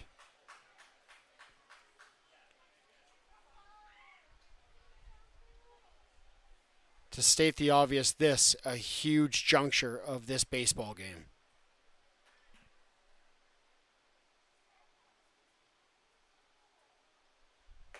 The 0-2 did not catch the zone.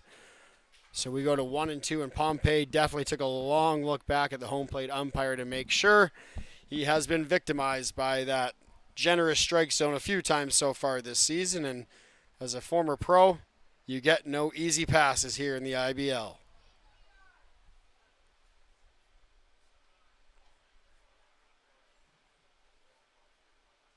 The 1-2, and Cush is off to second. He will be in there safely. Score that a stolen base for the third baseman, Kyle Cush, as Dalton Pompey struck out on that. So it will be 2 gone with a man at second. And Connor Morrow back to the plate.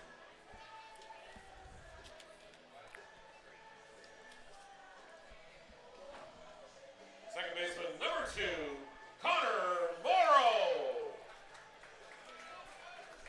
Morrow got the scoring started in this game in the bottom of the first. A double that turned into a run scored after Ethan Hammond followed up with exactly the same thing. They made that game 1-0, and then Hammond scored after that to make it 2-0, and that's all the Royals have been able to produce on the scoreboard here. It has been 0 since then.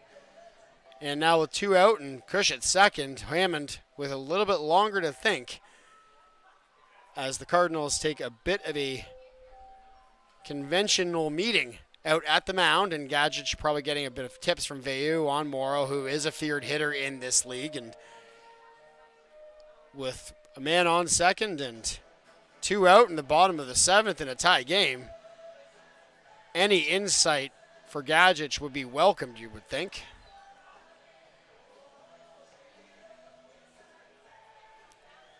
Manager Dino Ramel, also the third base coach tonight, so is giving instructions to his batters when called upon. Paul Ante over at first base for the Royals. Morrow takes ball one. And that could make a world of difference for the rest of this at bat, being ahead 1-0.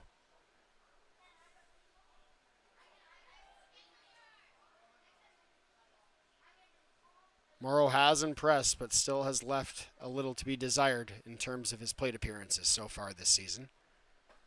That one comes back in and finds the outside part of the plate to even the count at 1-1.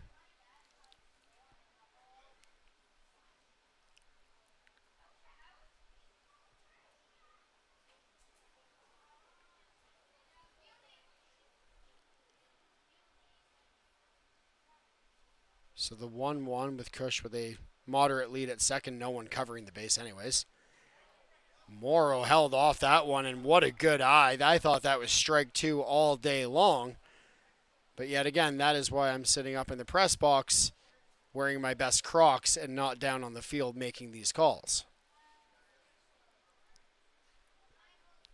The 2-1, 2 gone. And nervous moments yet again.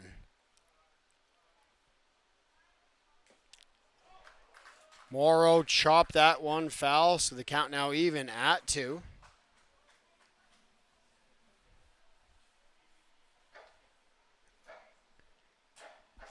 And Gadgich has been near flawless in this game, but again has done it the hard way.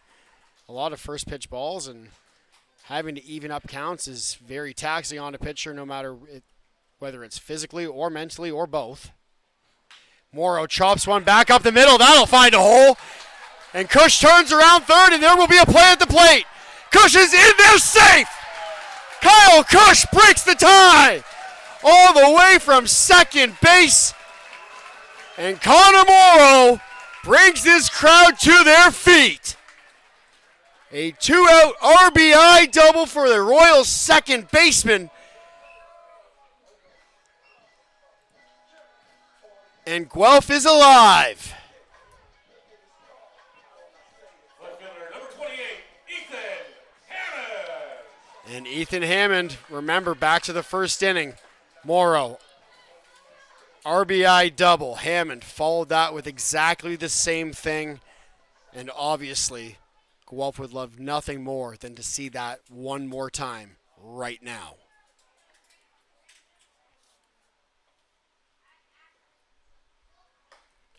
High and yet another first pitch ball.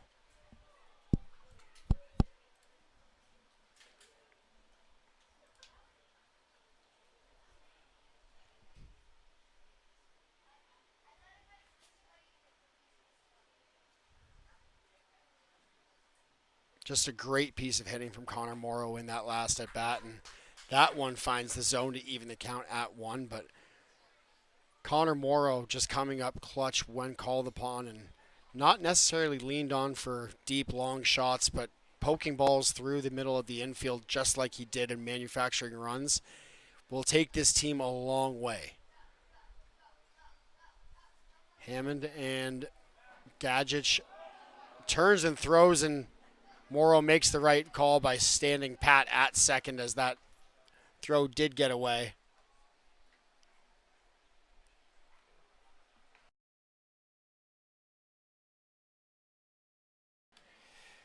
And as mentioned, a packed crowd at Hastings Stadium tonight.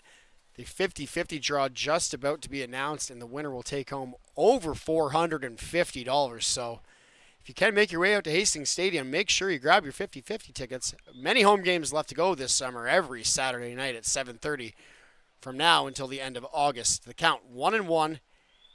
Hammond at the plate takes for ball 2. Morrow out at second with a giant lead on that pitch. So they did check him on the last play, but we'll see if Morrow continues just to get a little more egregious with his lead from second to third.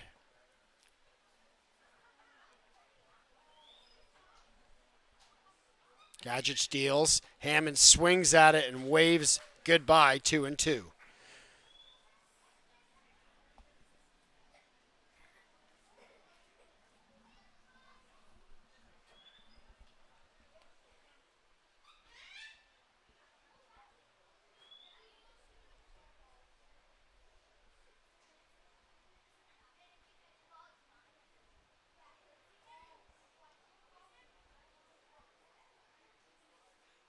The 2-2 inside.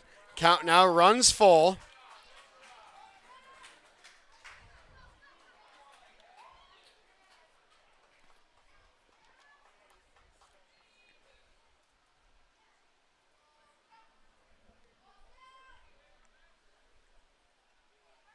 And again, more nervous moments here at Hastings Stadium. Every fan using just the edge of their seat here. 3-2, 2 out, bottom 7. Hammond fights that one off to stay alive. The count 3-2, the game 3-2. And a huge, huge game for the Royals in the standings, who are in 5th, but just 3 games behind the Welland Jackfish, who sit atop the IBL, along with the London Majors and the Toronto Maple Leafs, as well as the Barrie Bay Cats. All 4 of those teams ahead of Guelph, but not by a whole bunch. So every win matters, and that win on Thursday in Welland, a huge one for the Royals to keep themselves in the hunt for top spot in the IBL. Payoff pitch. Misses for ball 4. Ethan Hammond will take his base. Now runners at first and second. The right fielder, number 35, Malik Collymore. For Malik Collymore coming back to the plate. He is 1-for-3.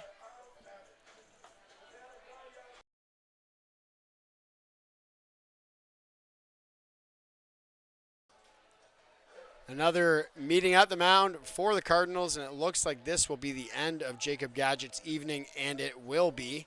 They will go back to the bullpen for the second time tonight, so the third pitcher that the Royals will see from Hamilton in a moment, and I believe they're calling righty from the pen. We're going to take a quick break and come back.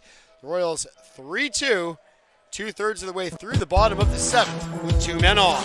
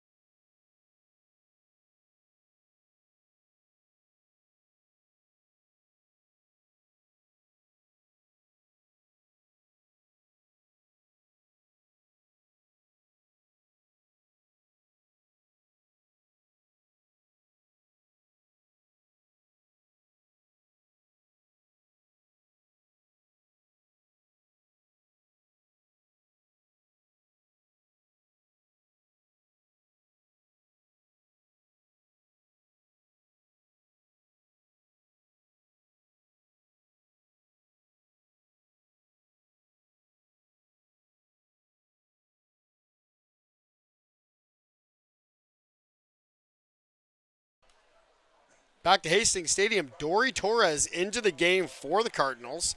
And with a full plate as he enters this ball game. 2 on, 2 out, bottom 7. Royals have already scored 1 run in this inning, and Malik Collymore back to the plate. He is 1 for 3 in this game.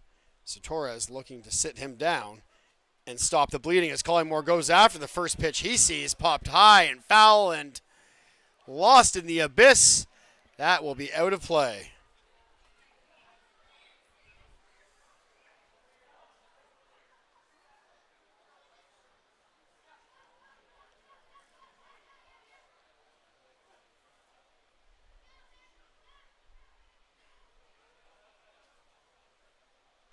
So Collymore fouled that one off. Dory Torres ahead in the count 0-1. 2 gone here, 2 on. And again, a run already scored in the 7th inning. That one gets away from Veu, and that will be a wild pitch that advances both Hammond and Morrow from second and first to third and second, and even the count at 1-1. And now for Collymore, it's about trying to put the pressure on Torres and see if you can make him make yet another mistake. Obviously feeling the heat coming into this game, cold and with 2 runners on, and Collymore laces one to left field. That one will fall in and score 2. Morrow across, Hammond across, and Collymore to third. There will be a play at third base, and Collymore in there. A 2-out, 2 RBI triple for Malik Collymore.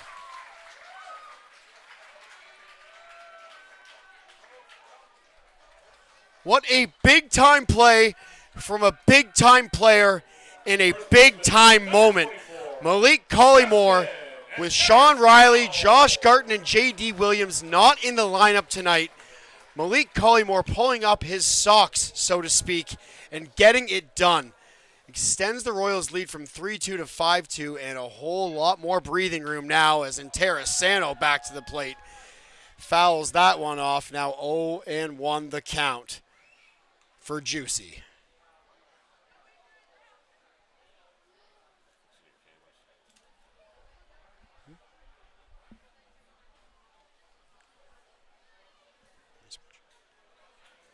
So Intercounty behind in the count, 0-1, but does have Collymore at third.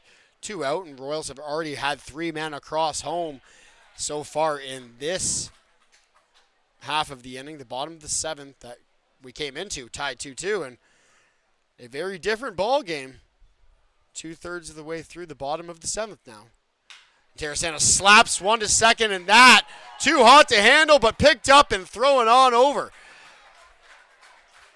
To first base, Pappas Fox records the 3rd out, but not before the Royals are able to tack 3 more on and give themselves a cushy 3-run lead through 7. It's Royals 5, Cardinals 2.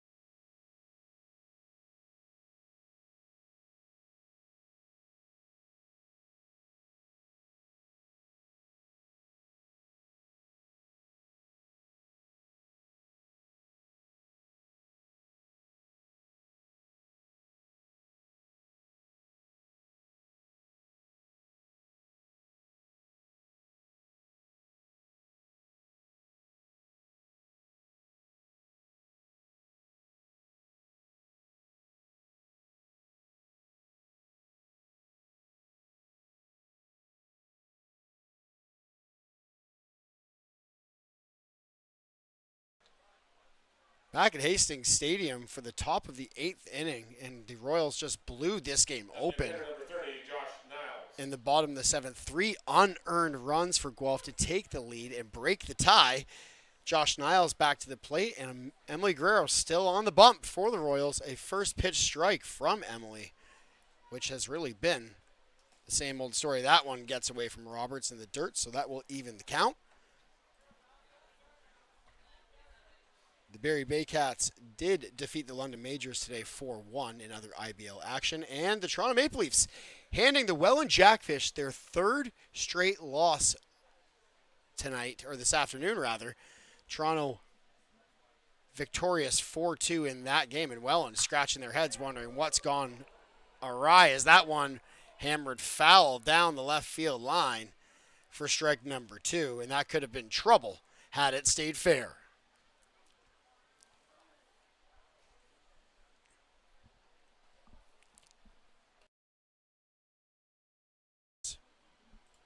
Guerrero loosens up as Niles takes his time on his way back to the plate. 95. And this next pitch for Emily Guerrero will be number 96 of the evening. And 6 outs away rather. One wonders if Emily has the fuel in the tank to go the distance. Strike 3 sits down Josh Niles. And question asked and answered from Emily Guerrero on that one. First baseman number 44, Robin Fox-Pappas. Robin Fox-Pappas back to the plate. This will be his 2nd appearance at the dish this evening. He grounded out to a 4-3 in his first at bat, and that's on to LaRue, who may have tried to barehand it by the looks of it off his glove and off the throwing hand. Appears to be just okay, but Fox-Pappas aboard with an E6, and LaRue shaking it off. Doesn't appear to be in too much discomfort, but that does give the Hamilton Cardinals a base runner here with 1 out in the top of the 8th inning. And that will bring up Dino Ramel from the dugout to go check on his shortstop. Again, LaRue, a very, very prized and well-liked player for this Royals team, so they're going to take extra special care of their shortstop and their young stud. So Dino Ramel wants to have a first-hand look at the damage done off that ground ball. And in a 5-2 game with a base runner on, wants to make sure that his shortstop is still operating at 100%.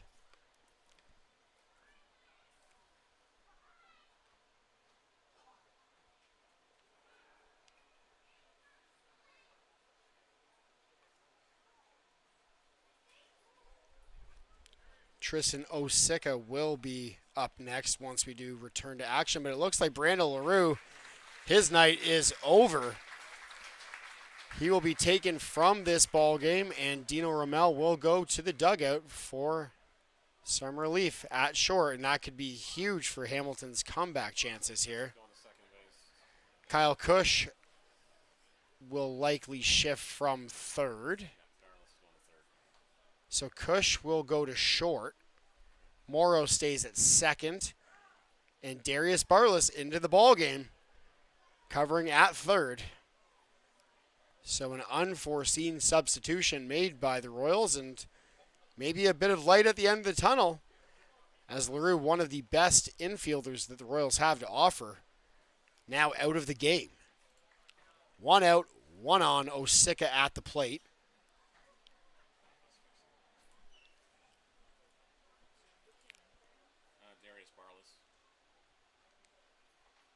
Osika swings at the first pitch he sees for a strike. That one danced across the inside part of the plate and then came even further towards the batter's box. So a good first pitch strike from Emily. Osika 1 for 3 so far tonight. Has struck out, has a single, and flew out in his other appearance.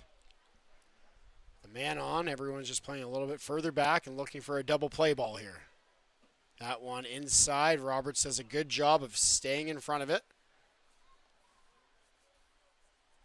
to even the count at 1-1.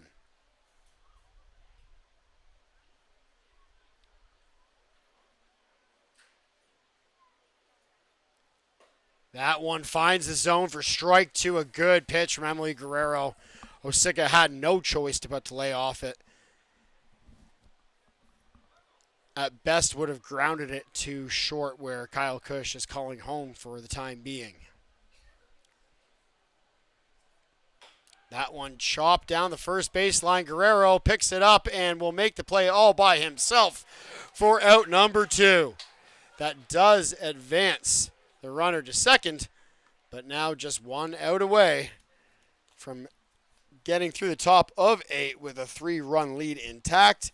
And Left fielder number 10, Julian Johnson back to the plate, and he has had not much success against Emily Guerrero tonight. 0 for 3 with a pair of strikeouts and a ground out. So it appears that Guerrero, for the time being, has had Johnson's number in this duel.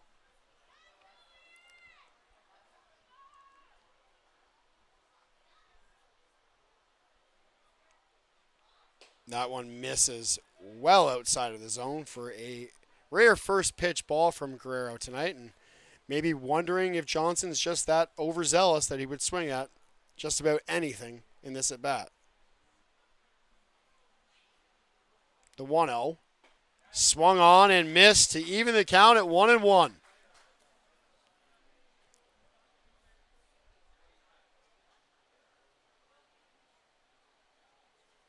Johnson, deep sigh, deep breath, resets. Guerrero checks second, deals to home. Swung on, fouled hard behind home plate. 1-2.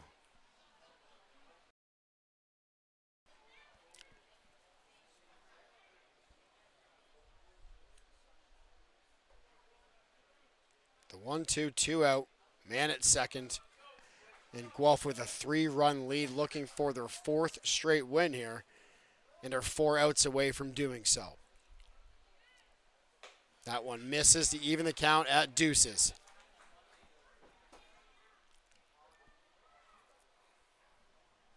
Sun has fully set here on one of the longest days of the year. In a beautiful blue Guelph night sky in the end of June. Swung on for strike 3, and Emily Guerrero stay hot. For the Cardinals in the 8th inning, no runs, no hits, there was 1 12 error, 1 man was left on base. Royals with a 5-2 lead halfway through 8. We'll be back with the bottom half of the inning after a quick break.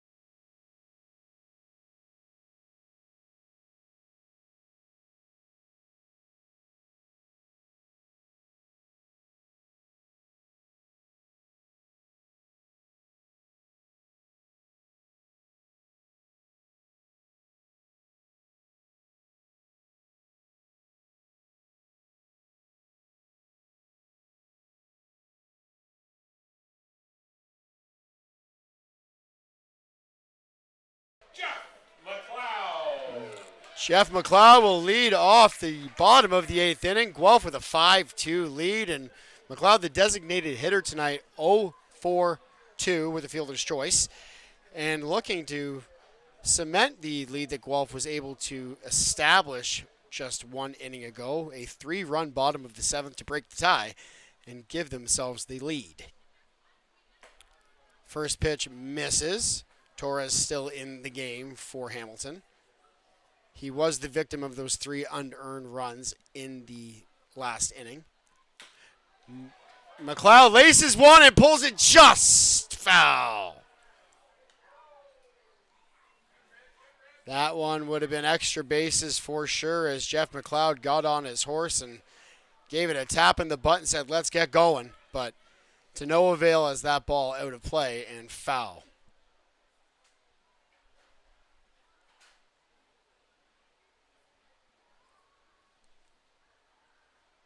Torres deals. McLeod swings again. Couldn't catch up to that one. 1-2.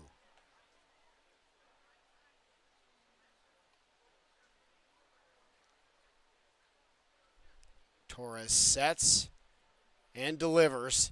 McLeod pokes one down the first base line. A hot shot, but reeled in by Fox Pappas for out number 1.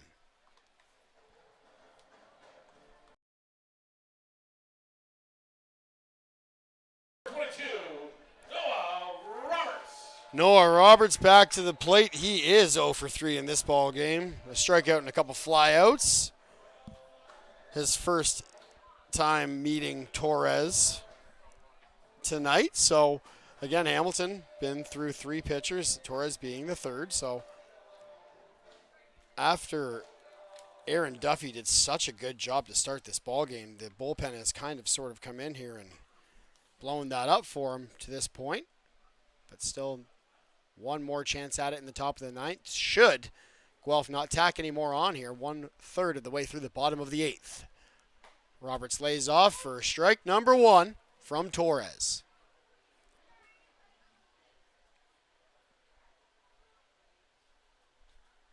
The 0-1 from Torres. Roberts swings and pops one to left field, and that not caught. It dropped in there.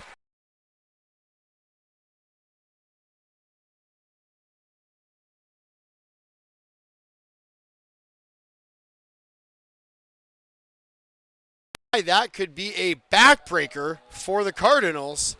That should have been out number 2.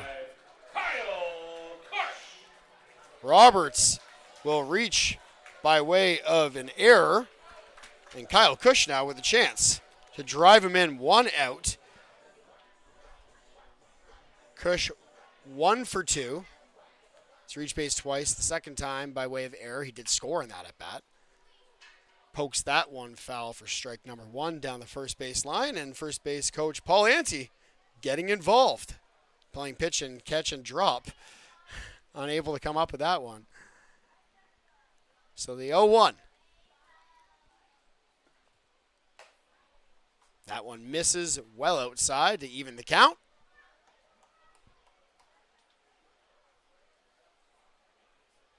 Darius Barless due up next.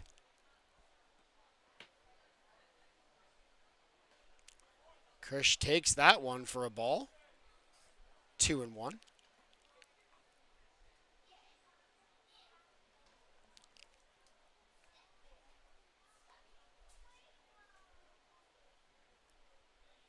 Roberts, a very, very short lead over at first, so Torres probably won't even look twice. That one finds the zone somewhere, some way, somehow, to even the count at 2. Cush didn't like it, and the Hastings Stadium crowd agreed. Nonetheless, the count is now even.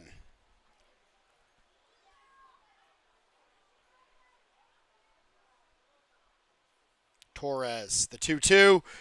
Cush gets a hold of it to left. Johnson can't find it, turned over his back, and eventually did come down with it.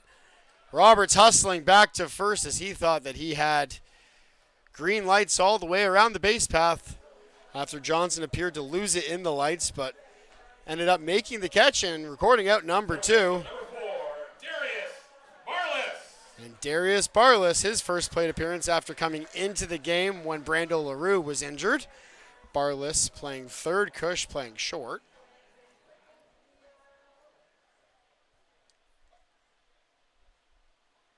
Barless swings at the first pitch he sees, chops it foul.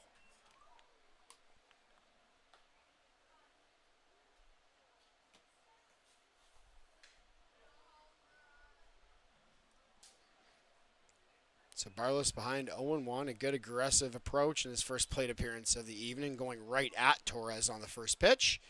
Lays off that one to even the count at 1.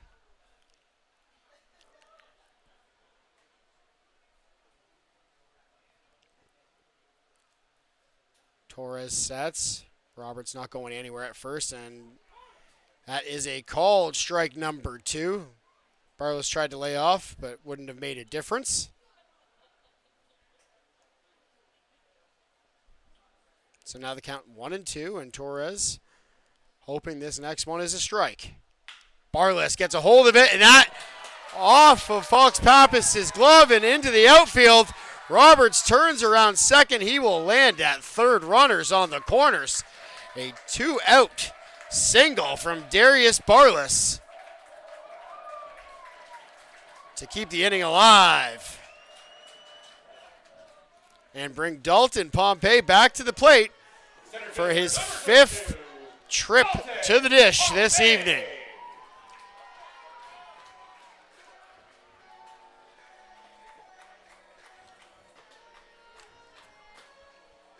This is 5th at bat, the 3rd pitcher he's seen tonight, so maybe a bit of luck for Pompey in the box this time around.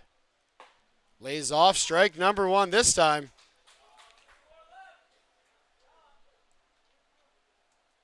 Feu kind of wants a short confirmation of the signs with his pitcher, Torres, and gets them, and will return to assume the position behind home plate.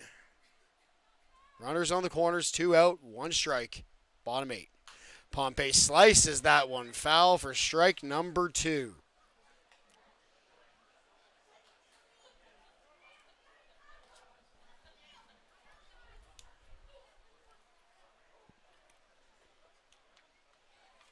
Owen to the count, 2 on, 2 out, a 5-2 lead for Guelph.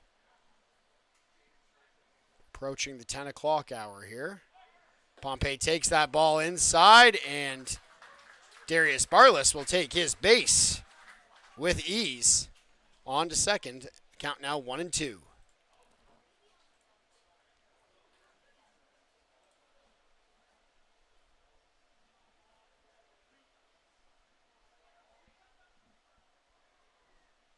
Pompey pokes one to left field and foul.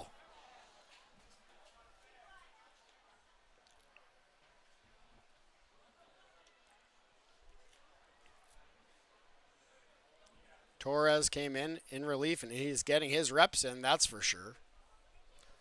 Lots of extended at-bats here for the Royals in the latter stages of this game. Pompey pumps one high and behind home plate. Veu looks to have it in his sights, cannot come down with it. Not quite sure what's happening up in that royal blue sky, but the baseball gods may be smiling down on Guelph this evening. Bayou, a veteran catcher that 99 times out of 100 makes that catch with ease, unable to do so this go-round.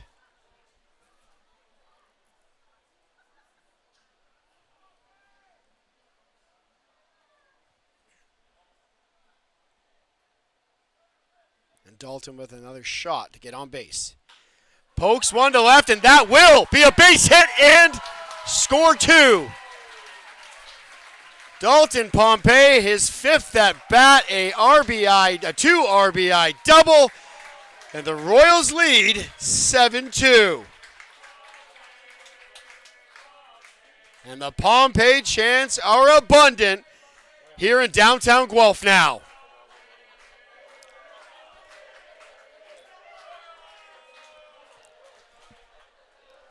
And Torres awaits his manager, as that will be it for his evening. And once again, the Cardinals will go to the bullpen. This will be their 4th pitcher into the game. We will see who that pitcher is after the break.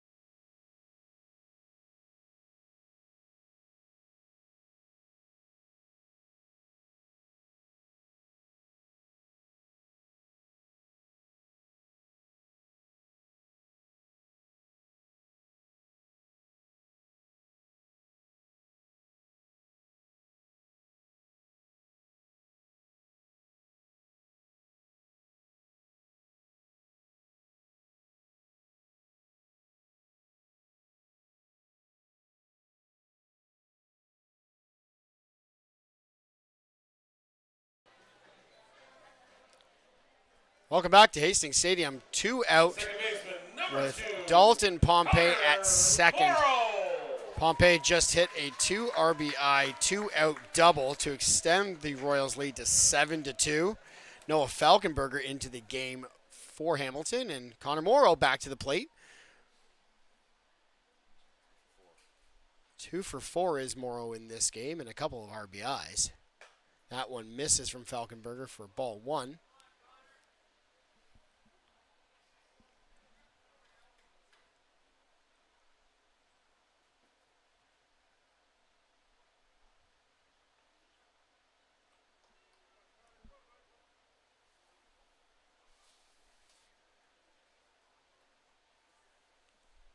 The 1-0 here. Bottom 8, 2 out. Pompey at second, 2 runs across in this inning, 5 in the last 2.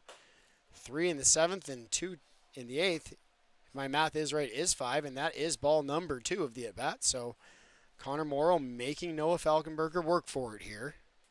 Even with a 5-run cushion, you can never be too safe. That one high as well. 3-0 the count, and Connor Morrow licking his chops with Pompey in scoring position.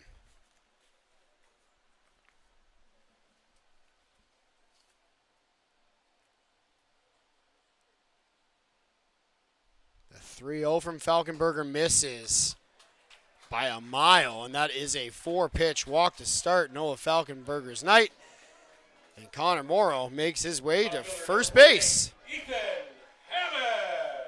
Ethan Hammond due up next, and he is 1 for 3 with 2 runs scored. Did reach by walk his last time out in the 7th inning, a part of that 3-run outburst from the Royals offense 1 inning ago. So with Pompey at second and Morrow at first and Hammond at the plate, this is all good signs lead to yes here for Dino Ramel, and Noah Falkenberger yet to throw a strike. 5 straight balls to start his evening here in the bottom of the 8th inning with 2 out and 2 on.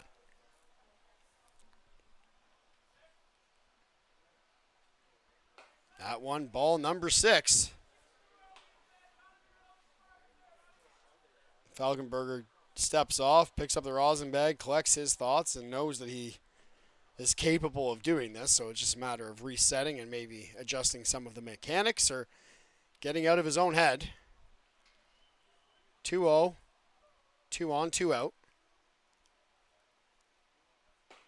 That one misses yet again. Noah Falkenberger struggling to find the strike zone. 7 straight balls to start this game for Falkenberger, who came in as the 4th pitcher of the Cardinals' evening. And make that 8 straight balls as Ethan Hammond takes his 4-pitch walk all the way for 90 feet to first base. And Malik Collymore now with 2 outs and the bases loaded. Maybe time to do something special, but a quick little gathering at the Hamilton mound and short discussion. And obviously when your pitcher comes in and misses the strike zone 8 straight times, it is due time for a short conversation, but Falkenberger will stay in the game.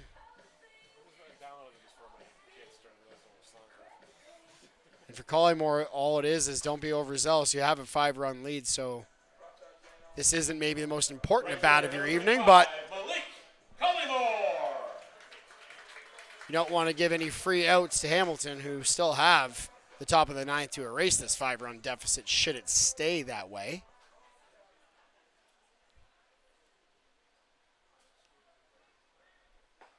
Falkenberger finds the zone for strike 1.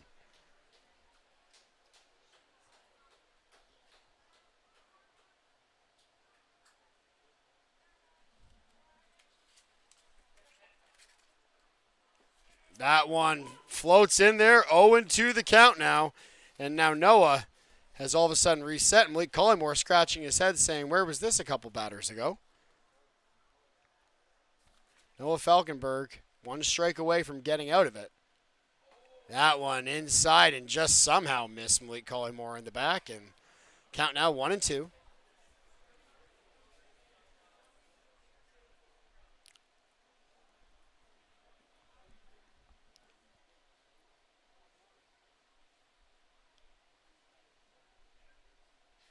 1-2 from Falkenberg. Again, well inside, evens the count at 2-2.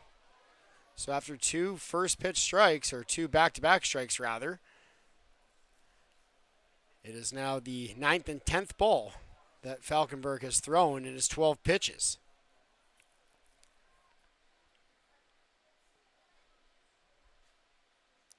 That one outside as well, and Collymore almost went for it, but held back and runs the count full. A 3-2 count, 2 out. Bases loaded, nowhere to put them.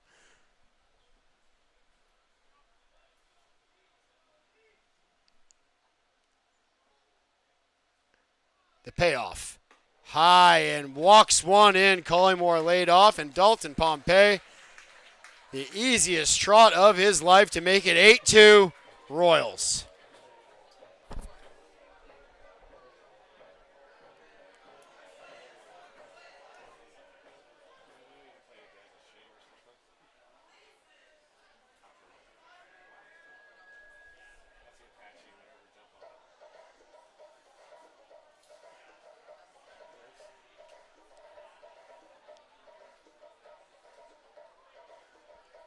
So that will do it for Noah Falkenberger, who came in and threw 13 pitches, 11 of them balls. A tough showing for a guy who has had a pretty good season so far, and if you're his teammates, you feel for him. And the Cardinals will once again have to go back to their bullpen. We'll take a quick break and be back. It is 8-2 Royals, 2/3 of the way.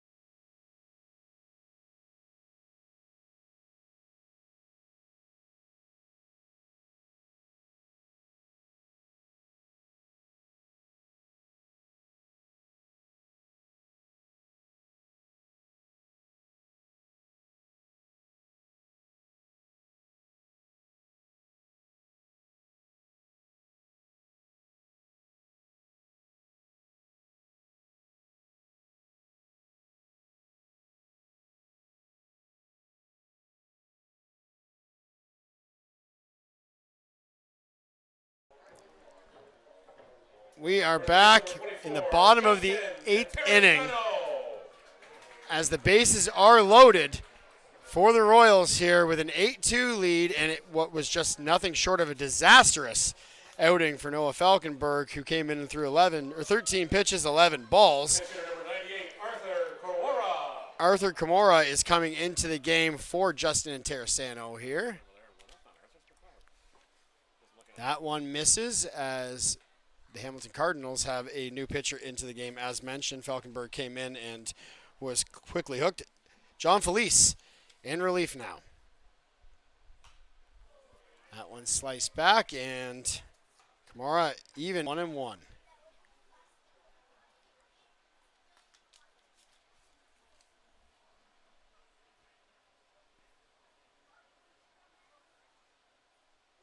The 1-1. Felice, that one bounces off of Veu, and Morrow will score with ease. And that will make it 9-2. Count now 2-1.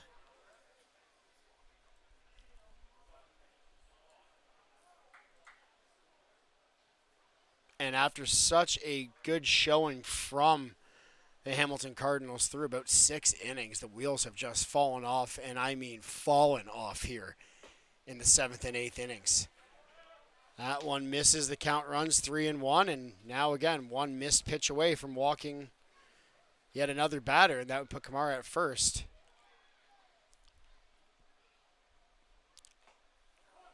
That one hit. That one missed the zone.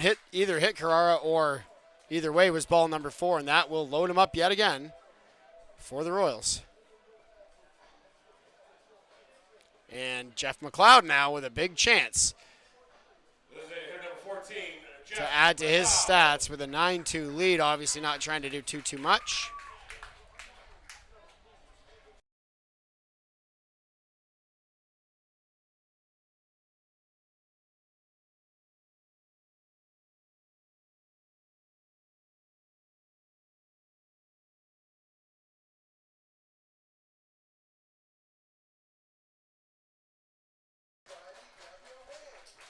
So Jeff McLeod in to the batter's box yet again. He is hitless so far tonight. Reach base by way of fielder's choice. 1-0 for 3 now. And that ball misses for ball number 1. And the bullpen of the Cardinals struggles continue here as this game extends longer now into the 10 o'clock hour. With the Royals with a 7-run lead. That one misses as well, 2-0.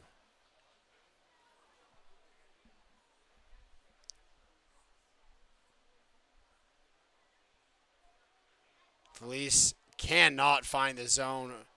Looked to maybe overthrow on that one, and now Jeff McLeod is thinking about a long shot likely, and why not? He's been patient at the plate and would love nothing more than to put a stamp on it, but that'll be an RBI nonetheless. Another run walked in from the Cardinals bullpen, and now it is 10-2, and the bases remain loaded. Catcher number 22, Noah Roberts. Ethan Hammond, the latest Royal to score. Noah Roberts will return to the plate. Roberts is 0 for 3. He did score a run. He reached on base in that at bat by error. That one misses the strike zone yet again. And at what point, if you're the Hamilton Cardinals, do you wave the white flag?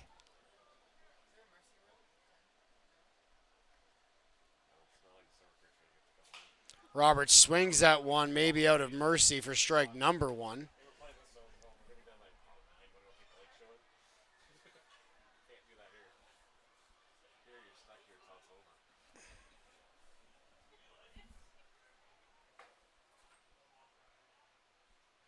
The throw misses the strike zone yet again, 2-1. Bases loaded, 2-1 the count, 2 out. The Royals have scored 5 in this inning, 3 in the last inning for a 10-2 lead in what was looking like it was going to be a nail-biter of a ball game. Noah Roberts high and deep to left field. Doesn't quite have the juice, and that is dropped.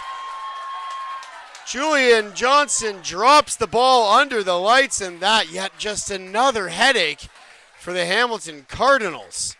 They'll score yet another run by way of error. Runners now on the corners for the Royals, and this one is just getting to be death by 1,000 paper cuts.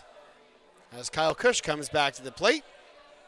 Arthur Kawara scored for the Royals on that play, and Shortstop number 5, Kyle Kush. Kyle Kush comes to the plate. It is now 12-2 as 2 runners did score there. It's both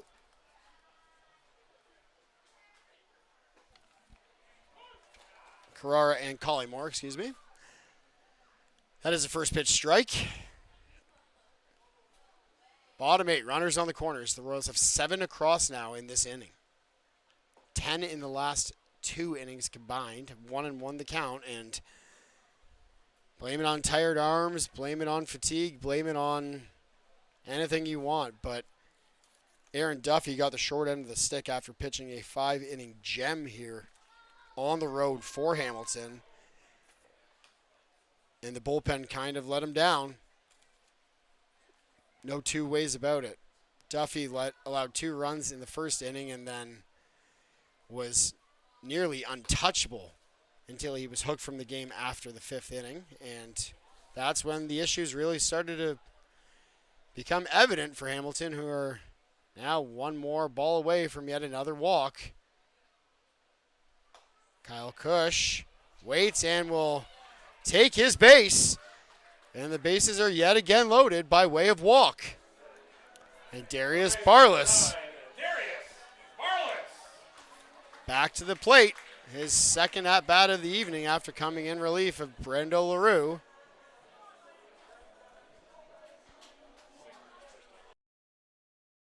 Pardon? Barless singled his first time out. And that one swung on the first pitch, and that is to shallow center and caught for the third and final out of what could only be described as a painful bottom of the 8th inning. 7 runs scored for the Royals. 12-2 they lead.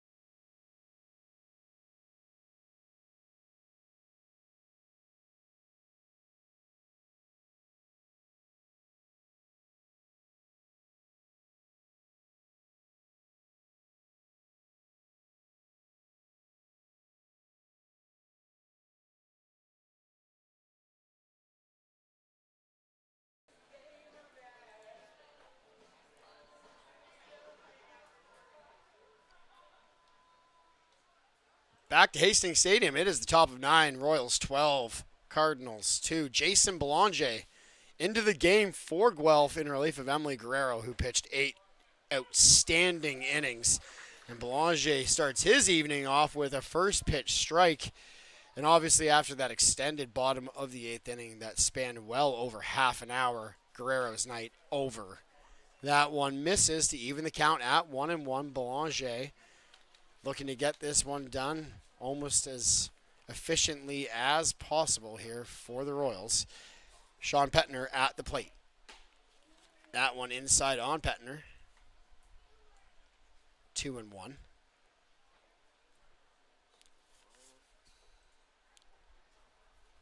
And a gorgeous night for baseball here. A nice cool breeze coming across the tundra of Hastings Stadium as that ball misses again. So 3-1 the count. Pettner ahead of Belanger.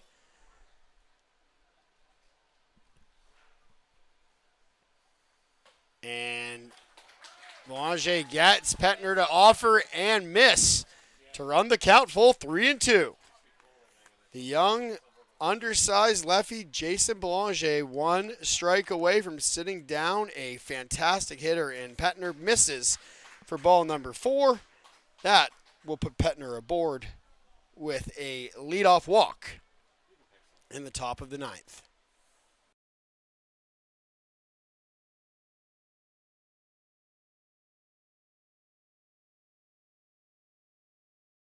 Tease the next game off, thank you.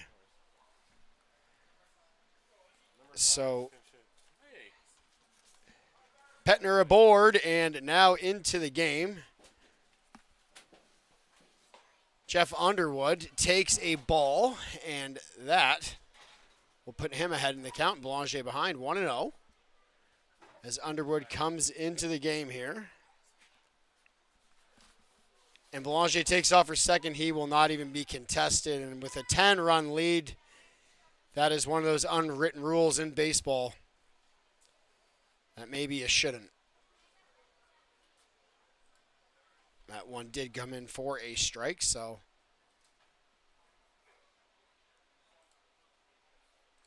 Underwood at the plate still. And that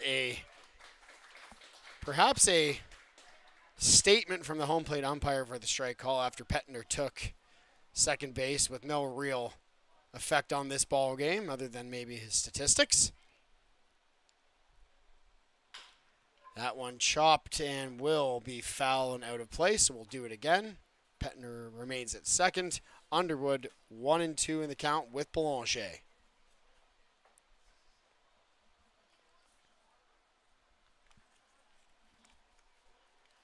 Jacob Underwood at the plate.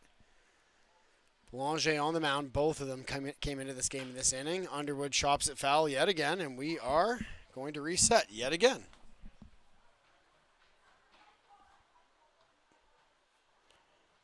Noah Roberts having a discussion with his pitcher on the mound about how to get out of here before the 11 o'clock hour. 10:23 the clock reads at the moment on a Saturday night.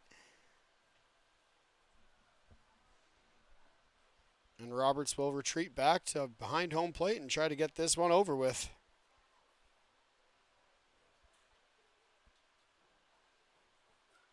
Petner well off second base and no one even covering.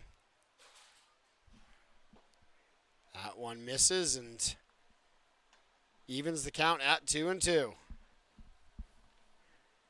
pace of this game has just come to a dead stop after that 7-run bottom of the 8th from the Royals. That one gets him looking for strike number 3. Jason Belanger rings him up and sits him down. Center fielder number 11, Justin Gideon. And I hope Belanger can carry that confidence over to the next batter, because that one is Justin Gideon.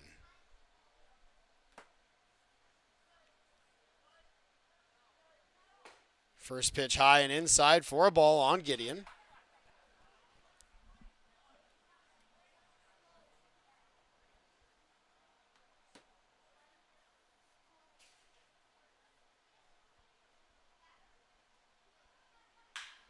That one hit high and deep to center, and forget about it.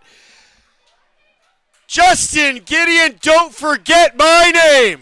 A 2-run shot to make it 12-4 in the top of the 9th.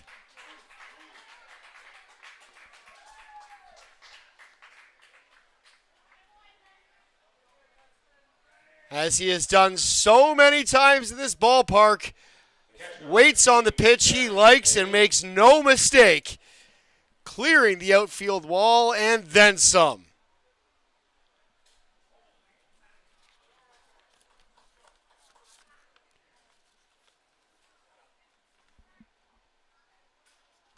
Jeremy Veilleux now to the plate, the catcher.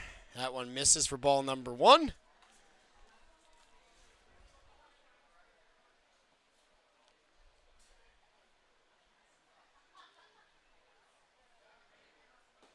That one low for ball 2.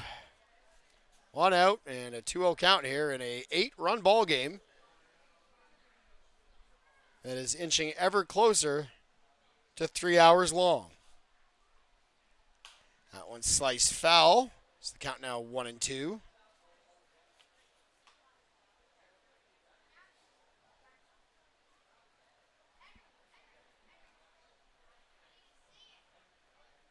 So Justin Gideon with that home run, yet another impressive night at the plate, as Belanger's pitch kind of had Roberts crossed up and misses high and goes for ball 3. The count now 3-1. And the bullpen on both sides seemingly having trouble locating the zone.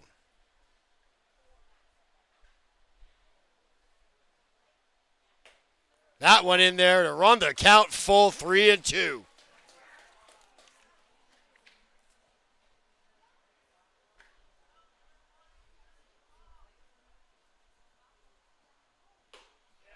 And gets him swinging strikeout, Jason Belanger. So now the Royals 1 out away. Tyler Duncan will look to extend this ball game at least by one more batter. And if there was a guy to do it for Hamilton, it would be number 55, who is at the plate right now. Belanger, first pitch, strike.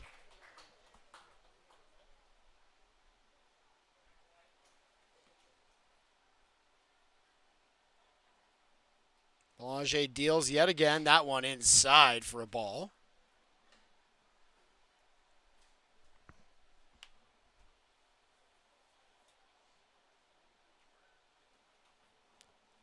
The 1-1 with 2 gone here. Bottom of 9. Royals lead 12-4. That one misses to make it 2-1.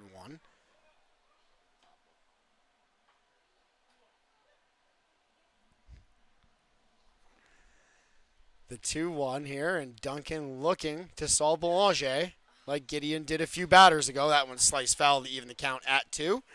So Belanger now a strike away from putting this game to a close and giving the Royals their 4th consecutive win.